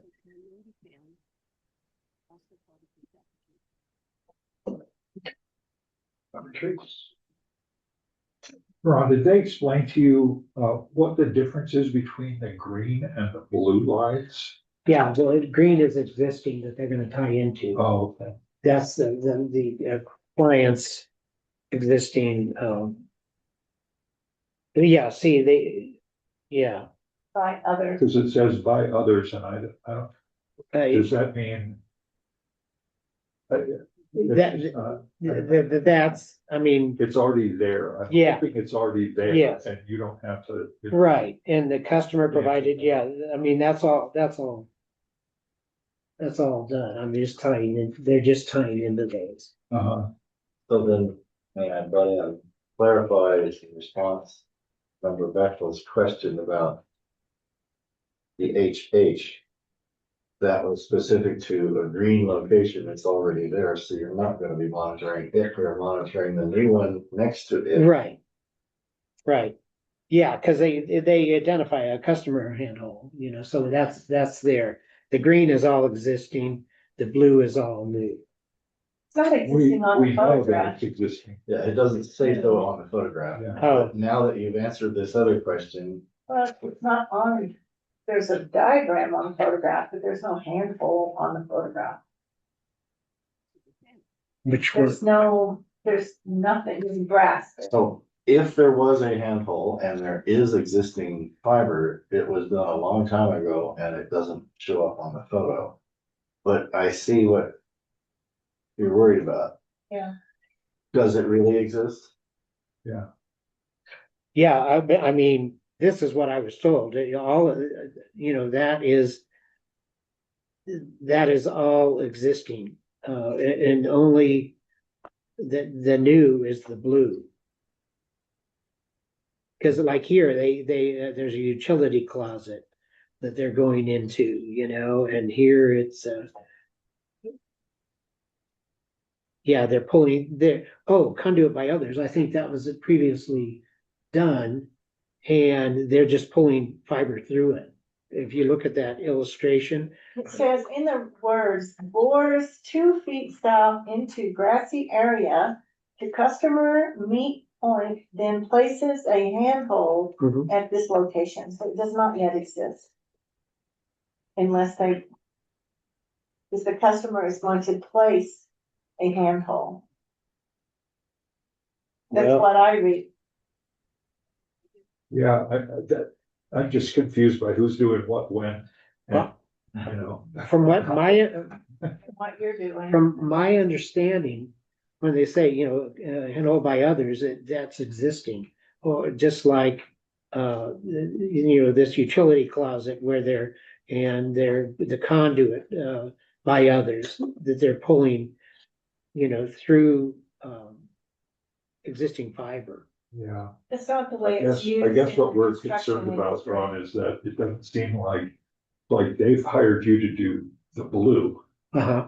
And somebody else is gonna do the green, but we're not worried about that, because that's by whoever owns the dang building. That the fiber's going. Yeah, no, I understand what you're saying. You know, so who's doing that? Yeah. What I was told was, that this was existing, the blue is new. Yeah. Doesn't look like, I mean, the implication is from their notes, doesn't sound like it's it is existing, say that fast. Well, I Not do it can, by others. I can actually, I can clarify that, because if that isn't, I mean, it needs to be monitored. I mean, it You seems know. like maybe that's their client, that they're running this conduit for, and the client is gonna run the conduit to their building. I mean, that's what this drawing tells me. Yeah. Well, it's certainly what it suggests. And as far as I can tell on dimensions offered, it meets the city's requirement for archaeology compliance. That word, for utilities. So it needs to be monitored by somebody. Yeah, If it hasn't already been monitored, then something fell through the crack. If it already exists. But I'm becoming less and less convinced that it exists. yeah, I mean, this is what was conveyed to me, but whether they knew that for a fact, but I can certainly go back to them and say, you know, if in fact that is new, the green, it has to be monitored also. And if you're tying into it, it's part of your project. Yeah, Snoopy drive-by would give you ammunition for. You know, no, I'll check it out, David. No, absolutely. All in favor of Snoopy drive-bys.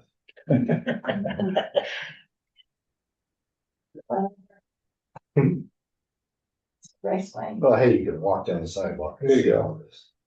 A walkabout. It's still dangerous, you might get run over. Send it. But I can get that clarified easily. And, you know, and then I'll let them know. I mean, if this is new, then it's part of your project. If you're tying into it, and it has to be monitored. You know, I mean, yeah, Somebody has to be connected. Yeah. To the Right. city for that. It brings up questions of permitting and. but it would be interesting. I mean, if nobody come forward, you know, about this other, because it falls within the, you know, the 50-foot, you know, needed. So it wouldn't seem that they could get permitted if that was new also. Yeah. But I'll Women is clearly saying, that ain't us. But I'll get on the phone tomorrow and find that out and let them know that, you know, if you're connecting, it's part of your project. It's like that project on Marcy Street with the water suppression, the fire suppression system, where he said, oh, well, we just got to the edge of the property, so we're just under. And it's like, no, you're going out in the street. Yeah. You just added another whatever, and you are over it. Yeah. So Would no, have been in it anyway, because you're using part of the city right away to finish the project, so. yeah. We got that taken care of though. We screened all the dirt that they excavated. Okay. But I'll find that out tomorrow. Anything else?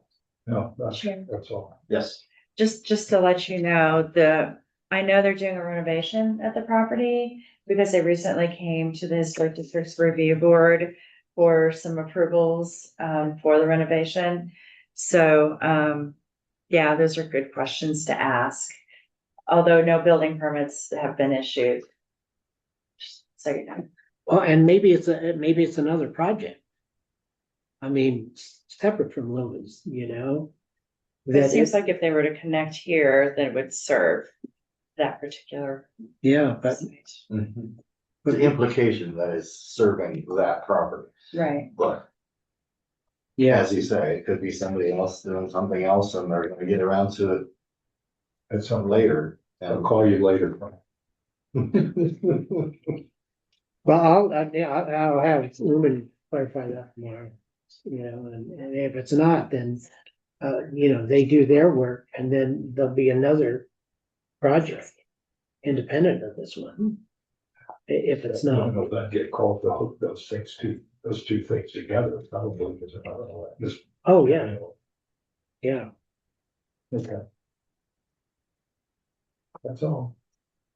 We run the gamut. I think it's your turn. I would just offer that Caspar is a perfectly valid spelling of the name in certain parts of the Spanish speaking world, but it is the gas fire in Yeah, San. and it may be my source that I got, that's why it's spelled that way, yeah, but no, we'll change it, Make it match the maps. yeah. All right, motion.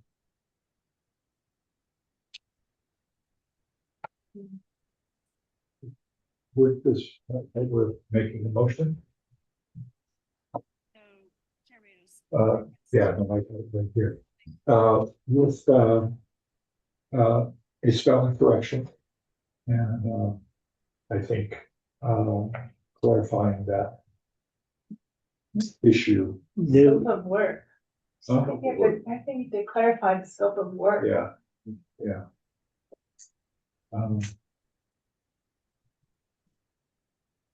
Well, in that case, do we want to see it again or before? Or if land use has started historic review, then maybe that's where that, I mean, they've defined their work. Loomis has defined their work, And it does not include the green. yeah. So we need to know, I mean, how do you wanna communicate to us? well, How I can give, land use a call tomorrow, I mean, I'll find out. Yeah, I mean, this is specific to Lumen, but is that green existing or somebody else doing it is the question. And if that's the case, it's a separate project. Mhm. I would think so. Yeah, and they did, whoever is, if it's new, it's that whoever is doing that would have to go through the same process. I mean, I would be willing to approve the whole thing, the green and the blue today, if you can say that that's the way it is.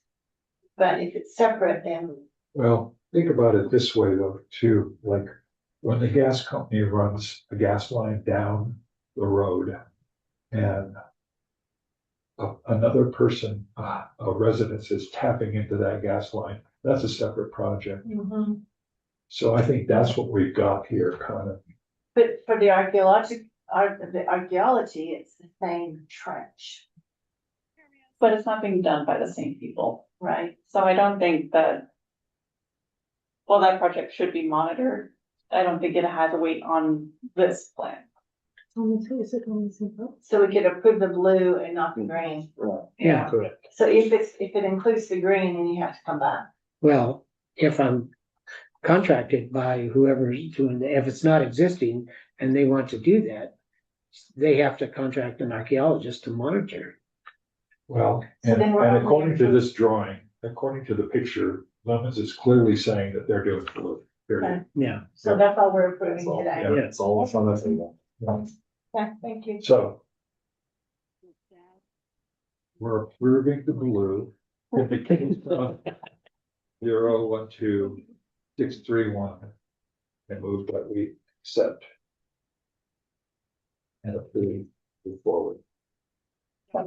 Moved and seconded, all in favor, signify by saying aye. Okay. Motion carried. Next time I'll send them to you before. Chair Eck, if I may, for 2026-01632 ARC, the archaeologist is unable to make it this evening, and I am requesting that they be postponed to July 9th. Although, But No. yes, Stephen Gilbert with the Public Utilities Department is here. This is a public utilities project. He is an archaeologist that can do work in the suburban archaeological district. The only thing is that Joshua Vallejos, could not be present tonight. So, if you would like to proceed with Mr. Gilbert, we can do that, or, if you would prefer that the archaeologist did the work. I think it depends on the answer to your question. am I excused? Yes, it's a long and involved question. Was the work conducted under contract with the city or whatever, and is Mr. Gilbert in a role of oversight, review and approval of product of said work, therefore making him reasonably qualified to speak on behalf of. Stephen? I did review the report and I am the one who approved paying them to do the work. So I did technically oversee their work, but they had their own permitted people doing the work. If that works. Personally, I think it works. If staff thinks it works, then if there's no objection from the committee, we can go ahead and hear it and have you do the testimony. Sounds good to me. Does that seem as a head nodding consensus? So, being a city employee, you don't have to be sworn in, so tell us all about it. Well, the water division contracted Bar Engineering to do the monitoring for this Rancho Siringo Road, Rancho Siringo Drive area. Bar completed the monitoring. I did several field visits to check how it was going. I reviewed the final report, as well as Paul Duran from the water division also reviewed the report. And we were expecting to present it tonight, but due to an unforced error, Josh is not here. So that's what I've got. It was also a negative project, so there was no cultural resources identified. Cool. One other question to clarify. On their NIAF, there is a limited space for reviewing agency, which is normally city HPD. You're kind of another layer of reviewing and approval, since you said you approved paying them. You don't have to fix this. I'm just wishing that there was more space to offer the official input of the parties actually involved in the transaction that led to the production of the report. See what you're saying. In the future, we will try to address that correctly. I'm not asking you to do it. I'm just expressing frustration with the bureaucracy that we're offered.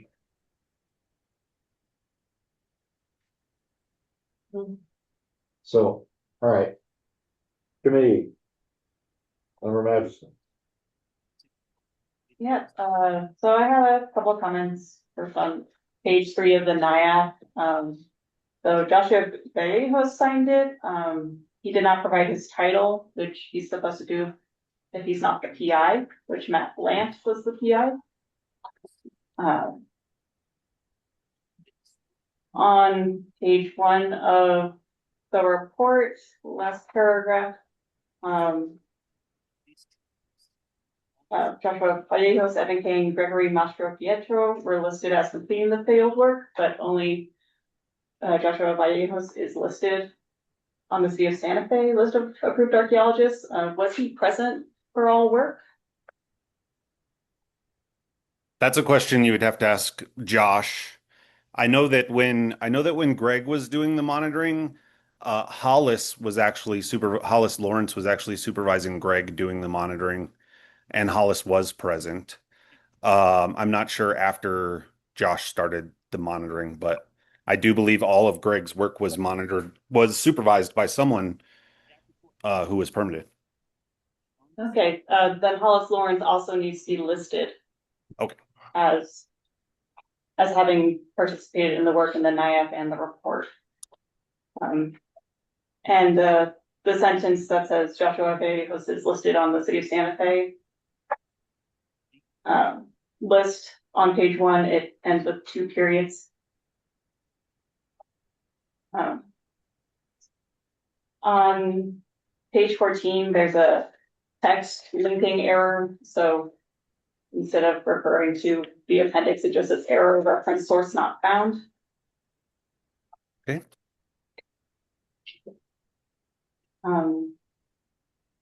Then going down to section 2, the monitoring results and the soil descriptions. I was very confused by the use of zones to describe the soils until I got to the soil descriptions where it does get explained. but they're still not quite clear. For example, zone 3 is described as artificially compacted soil. However, it is somehow below natural soils. So unsure how there would be artificially compacted soils such as for road construction that are under natural soils. Also, on page 34, that first paragraph, when you're describing zone 3's, or when the report describes zone 3's, it says 75 north with no units. And I would just like to see a full soil profile described from the trench, from each of the trenches. The pictures all show very different kinds of soil profiles, and the zones aren't very descriptive for what they are, and some of them from pictures I can see have multiple strata. I was just,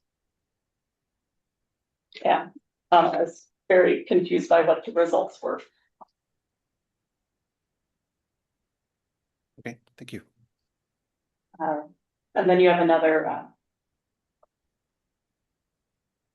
there's another text linking error for the appendix with the NIMCRIS results.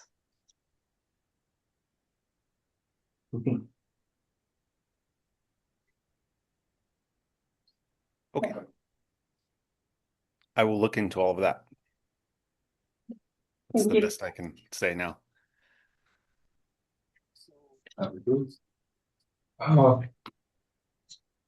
Well, I want to talk about dirt too. On page 39 of the PDF, which is the page 28 maybe, or 27. There's 28. Is it 20, 27? 28. 28, yeah, 28. It looks like there was a trench in the middle of your trench on the profile. It says profile 4, it's photograph 5-6. Yes, I see the one you're looking at. Can you make sense of that? I think because they're calling zone 1 all of the redeposited mixed fill. I think that's what they're referring to there, is that trench is filled with the zone 1 redeposited bedding, road bedding, mixed fill kind of stuff. But I will double check for you. Okay, it's a perpendicular trench to the trench that you've exposed. Okay. Yeah. I mean, that's what it looks like. Yeah, that's what it looks like to me as well. Okay. Otherwise, I was really happy to see all these pictures of the trenches. I mean, regardless of whether they were confusing or not. I liked all the pictures. In keeping with your more pictures. Yes, more pictures is better. All right. And we're back. So in that same photograph, does floor mean the bottom of the trench? Yes. Or is that soil ground? I mean. No, I believe floor means bottom of trench there. Like what the shovel is sitting on would be the floor of the trench. And then I guess I'm really appreciative of member Magiston's comment about well, which is it? Is it under the soil or not under the soil, or is it fill or is it not fill? And so I think there needs to be more diagrams so that the words make more sense, or something, or make the words make sense, because I realized I was confused also by, well, I guess it doesn't really matter. It's a suburban 1960s subdivision, and okay, whatever. And so, yeah, it's like describing a bit better. And then on page 15, I was reminded that I haven't yet gotten my Bruns Army Hospital documents.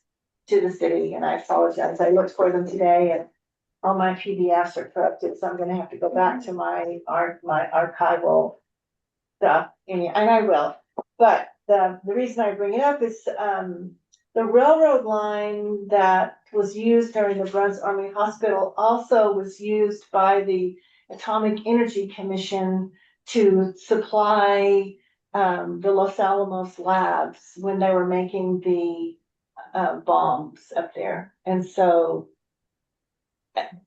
that's because when the property was and I'm saying that, I guess it's kind of conjecture, but, when I'm saying that because the Atomic Energy Commission ended up owning that railroad after the property was sold to the entities that ended up with the Bruns Army Hospital property. So, and they had a road they had a right of way directly to Cerrillos, and that was owned by the Atomic Energy Commission. So anyway, I have a diagram, I have a site plan that shows that information in my documents, which I could not find today. And I will bring. Are you referring to an Atomic Energy Commission map that shows the railroad siding? Yes, Because I have that. Do you want us to insert that there or? well, it's just, you only mentioned the hospital, and I think it's a Oh, significant okay. piece I of got you. information that the railroad served more than just the Sure. hospital. Gotcha. The Yes. submarines that they were picking up on the hill were carted in on that railroad. Right. So, I agree. It's hard to take the wealth of information about the Burns Hospital and boil it down to something digestible for the report. But yes, I think that information is important. if you hadn't mentioned the railroad itself, I might. You brought it up. I mean, it was such a short little rail line, and it was only in existence for a short time. So that's why I brought it up.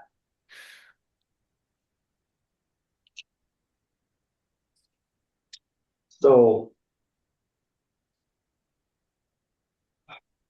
Stephen, as the first line of defense in terms of review and approval of the fairly numerous changes that have been expected, asked for, not yet required by a motion of any sort, what do you think about the best course of action? Do you think this should be? I think that if it would be all right, I would like to request that we postpone this to the July 23rd meeting so that we can address all of the comments after I receive comments from the chair, David Eck, if possible. If any. If any, I believe there's probably some. That's where I was going. I just wanted you to have a chance to weigh in with your preferences. Way ahead of you. I had no specific comments other than to sort of be generally frustrated with the fact that I really appreciated the nice, clear photographs, but I kind of hated the description of what it was showing in each and every case. So, pursuant to Member Magison's comments about descriptions of zone X, Y, or Z, and the obvious internal complexity within said zones in many of the photographs, I think a lot of attention to stratigraphic description, depiction, and interpretation is in order.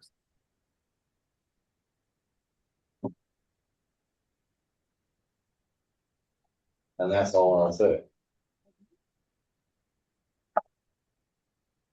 So we have a stated preference for a postponement till, July 23rd. and if someone wants to make a motion for that purpose, we can vote on it. I move that in the case of 012-632, we postpone further action until the July 23rd meeting, when the client can make revisions as needed. Moved and seconded, all in favor, signify by saying aye. Aye. Cool, that's postponed. That will be the second item on that event. Thank you all so much for your time. So noted, Chair. Thank you. Sorry, I have to leave. Thanks. What? Yeah, my daughter. What?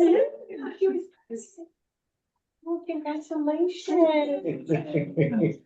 But it's just, It's the baby watch. Very cool. Get it, got it? Congrats. Good luck. Bye. Happy baby. Thank you. Robin, to your child. after our long suffering, case presenter, we're going to consider case number 2026-012-645. Thomas Miller, applicant requests approval for listing as an archaeologist for the River and Trails and Suburban Archaeological Review Districts on the city of Santa Fe's list of approved archaeologists and historians. Thank you, Gary, for the staff reports. Anything to add? Okay. We have a presenter, not to be identified, and sworn in. Please raise your right hand, state your name and address for the record. Thomas Miller, 8807, excuse me, 8807 Manal Boulevard, Northeast, Albuquerque, New Mexico, 87112. Thank you, Thomas. Do you solemnly declare and affirm that the testimony you have in reference to this item is the truth, the whole truth, and do this under the penalties of perjury? I do. Thank you. It's been sworn, Chair.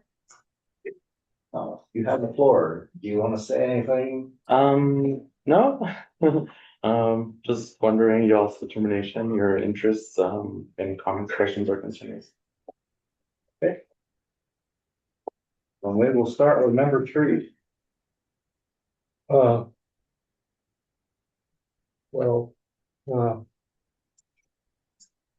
first thing is looking over your chart. There's something wrong with the totals of your work. And it's just, I don't know what you totaled up. Maybe the total is you're out of state. I might have Hours or days or something, but you certainly got more than 67 days.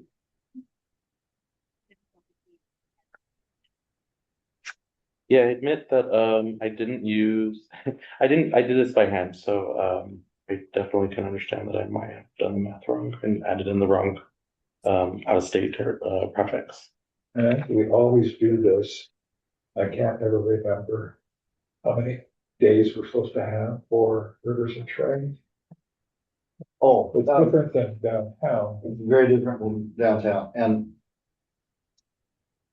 just to put it in perspective, generally, if someone has been listed on the SHPO directory as a supervisory archaeologist, we've accepted that for non-downtown districts.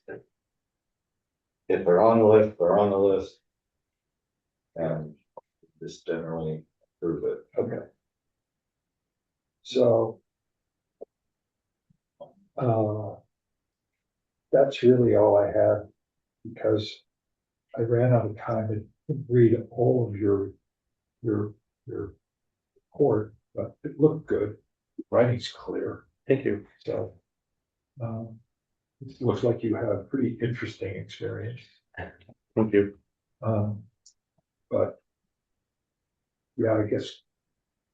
Clear up the mathematics. Yes, absolutely, absolutely. I believe most of us are not, mathematicians, but training. My training was appreciation of math. Yeah. It was not requirement.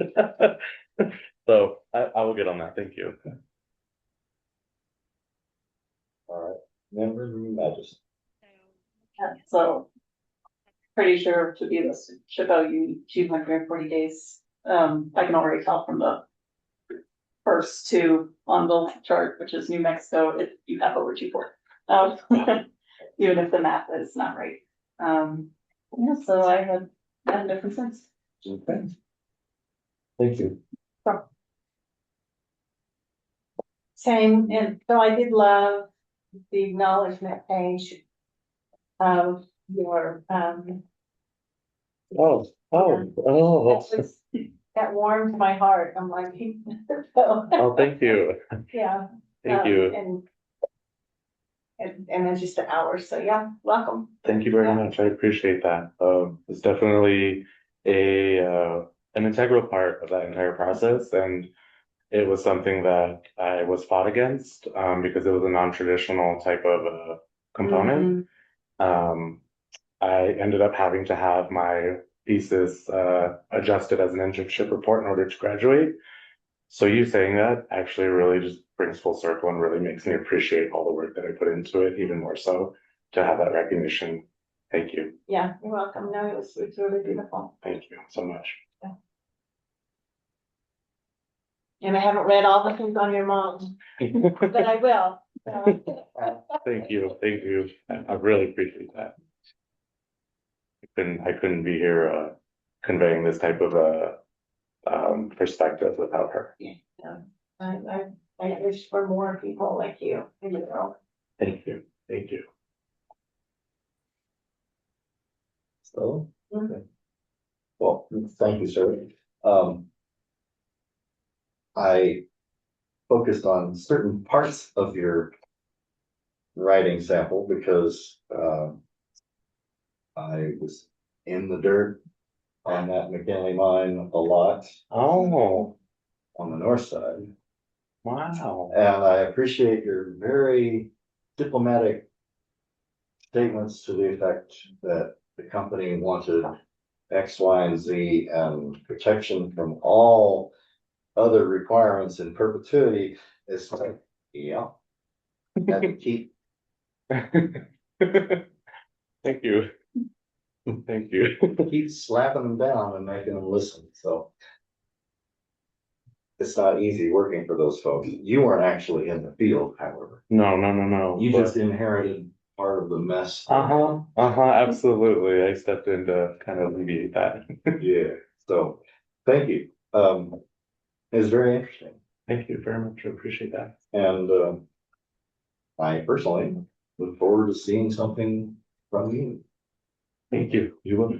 Definitely. As you know, we're nitpicky as all get out. Oh, this has been a master class. I am so vigilant. So I'm sitting back in that corner. Like you should see like all these notes. There's like, let's see, 1, 2, 3, 4, all on all the reporting technicalities from everybody today. And I like to call myself a comeback queen because I very much take all that and I apply it. I listen. I don't want to be on the receiving end of anything like that ever in my career. So duly noted everything here and very much going to apply it going forward. And having said that we're nitpicky, I will say we are the kindest iteration of this committee that has ever been put in this room. Oh, seriously. I see that. And you In know, past, it has been downright ugly.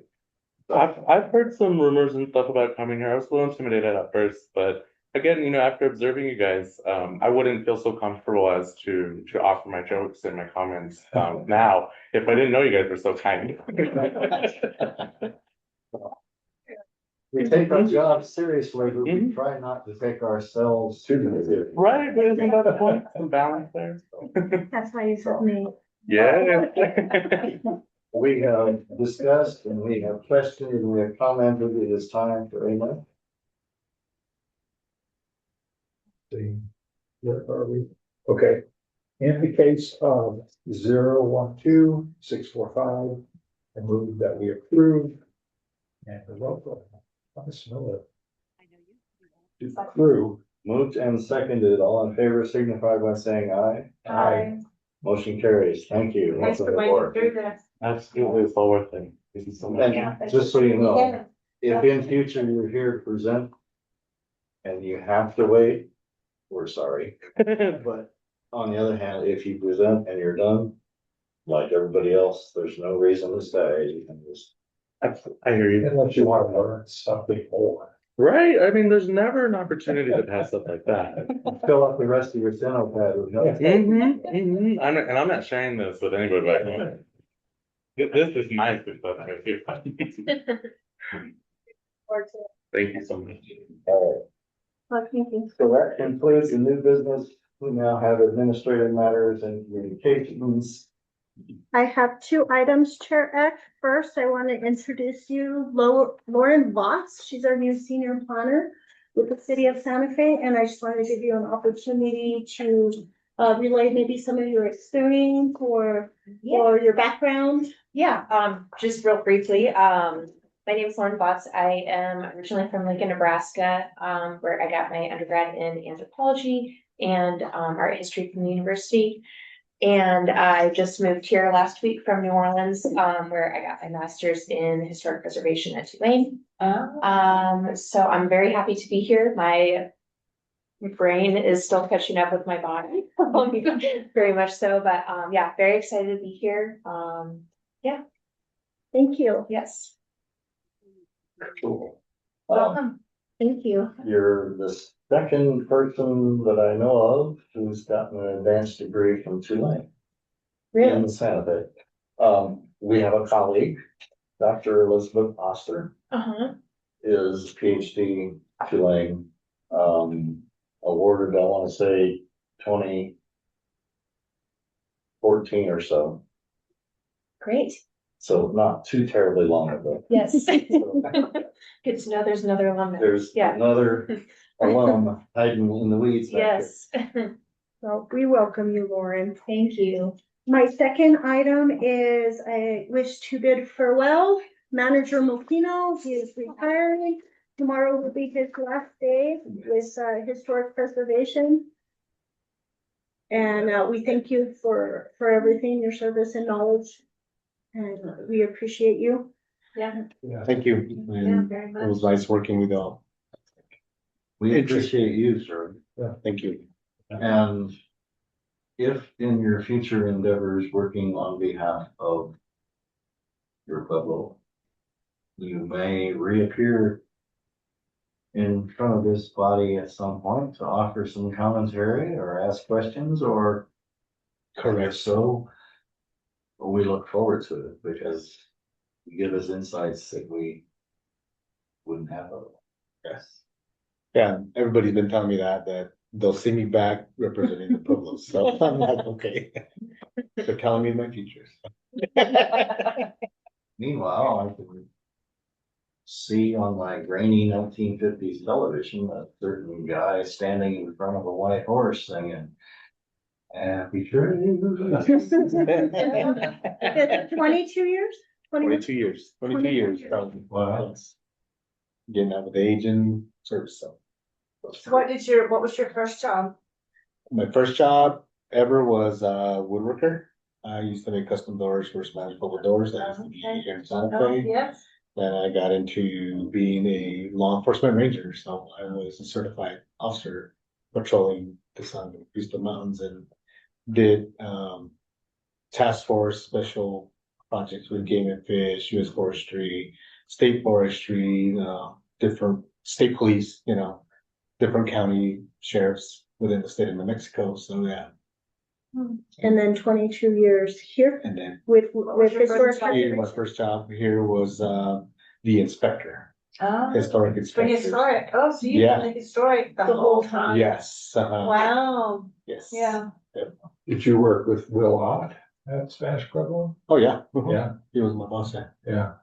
Before that was John Quintana, I think his name was. Yeah, because Will bought it from John. Yeah. And then he took it over and then. Yeah. Yeah, so, yeah. Way back when I was working for Bob Pepper. Oh, okay. Will worked for Bob for a little while after the fire. Yeah. At the old plant, and then when he went off to Spanish Pueblo again and really blossomed. Yeah, it did. It was a good job. It was interesting. I loved it. Will was a nice guy. Yeah. Yeah, well. Somebody delivered doors to your projects. Yeah. Run through the sander or something at some point over there. Yeah, it's huge. Started out as a finisher, ended up as the cutter, so. Yeah. Yeah. But yeah, thank you for everything, and you guys are always welcome to the Popo anytime you have a piece. So, November what?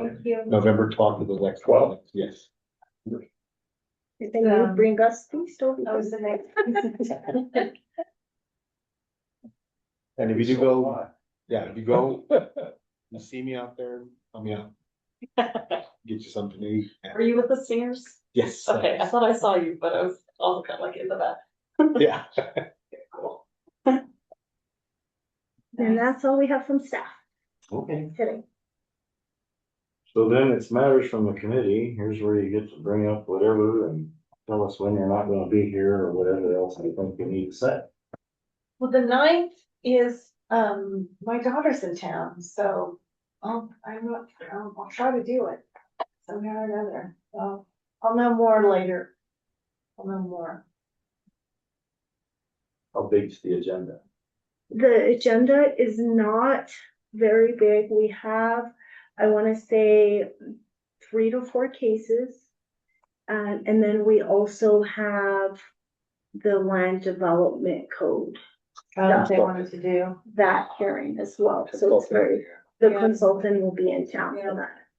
And it was gonna be on this agenda, and then it was just, it was just too much for tonight. So structurally, we're going to have business cases and then we'll have Yes, a code person. yes, I would like to do the cases first.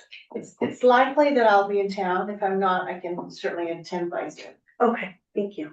And, we had spoke about, a couple of members and I, first it was the Father's Day, now it's the 4th of July. So I'm trying my best to get you the packet early, maybe tomorrow or Monday or Wednesday at the latest, so that way it doesn't, cramp in too much of their holiday weekend. So I'm trying to get the packet out early. We are still extremely short staffed, so we're trying to. Yeah, it's getting shorter. Yes. Yeah. You've got Lauren now. He said, grinning. Yeah. Happy trail. Yeah. Anybody else? And even if you can't make it, it sounds like we'll have a forum without you. Right. So Now that we have member. don't sweat it too much, but, I Let's hear personally the- would love to have your input on the Code. portion. I agree. Yeah, Okay. Because you have a perspective, the rest of us. Well, we're only It's going probably down the three and a second half largest feet. So perspective. what's the-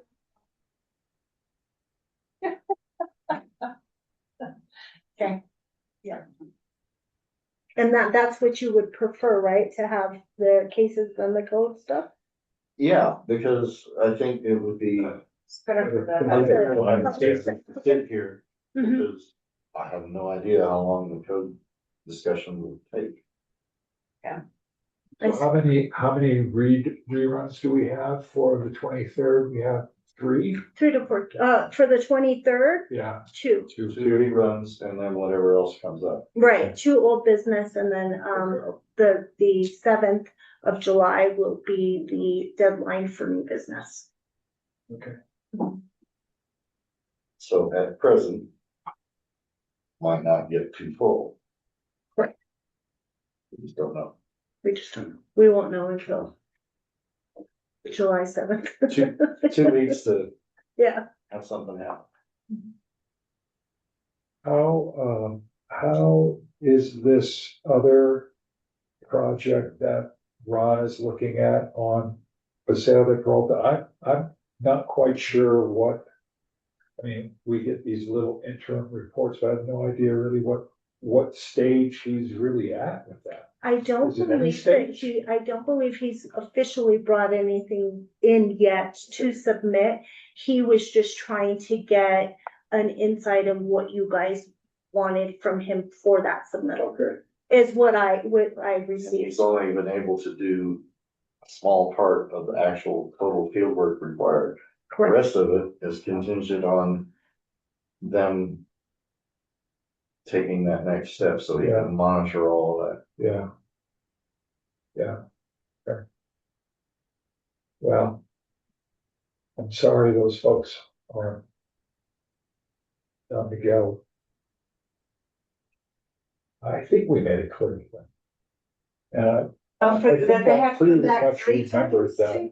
that, you know, I mean, I couldn't remember. I mean, I seriously couldn't remember, but I thought that's what the problem was with the trenches to begin with, was it that wasn't deep enough because he didn't get sterile ground. They could have been construed to be deep enough if he had said all the artifacts are from the top 2 inches of everything. And we straight up were not disturbed. And okay, if you've got undisturbed sterile strata, you've got something to argue, but he made a sweeping statement about it was all disturbed, which is all too common. And if it's disturbed, it's not sterile, ever, period, end of statement, you haven't hit bottom. Yeah. Did make a comment to the original submittal where I was like, well, what depths did the artifacts come from? He mentioned that he hadn't really measured, but Couldn't really see, yeah. yeah. Yeah, I didn't remember a specific mention, but it seemed like it was vague. And therefore, it is what it is. Yeah. But I guess I'd like to go back to the other, Paseo project. So they're going to do the excavation. And they're gonna allow him to monitor it, but then he's later going to write the plan, I mean, that's. No, he needs to know about what they're gonna do so he can Right, the make the plan, plan. got it, Because there was demo involved too, I think. yeah, okay, I'm So sorry. it's a combination of demo and excavation and. He needs to know the details of what they're gonna do when, so he can specify, I'll be monitoring this, that, and the other thing, and here's the plan. Right now, we don't have anything. So the scope of work is yet to be defined. Right. Yeah, because we heard a good part of the story the first time we talked. And now we'll do a sidebar. Yeah, okay. And we probably won't know the whole story until they actually present the plan. Right. Which is kind of what I was saying. Wait. Thank you. So. We have completed. Move to adjourn. Second. Moved and seconded. All in favor signify by saying aye. Aye. Aye, of course. Sure, sure.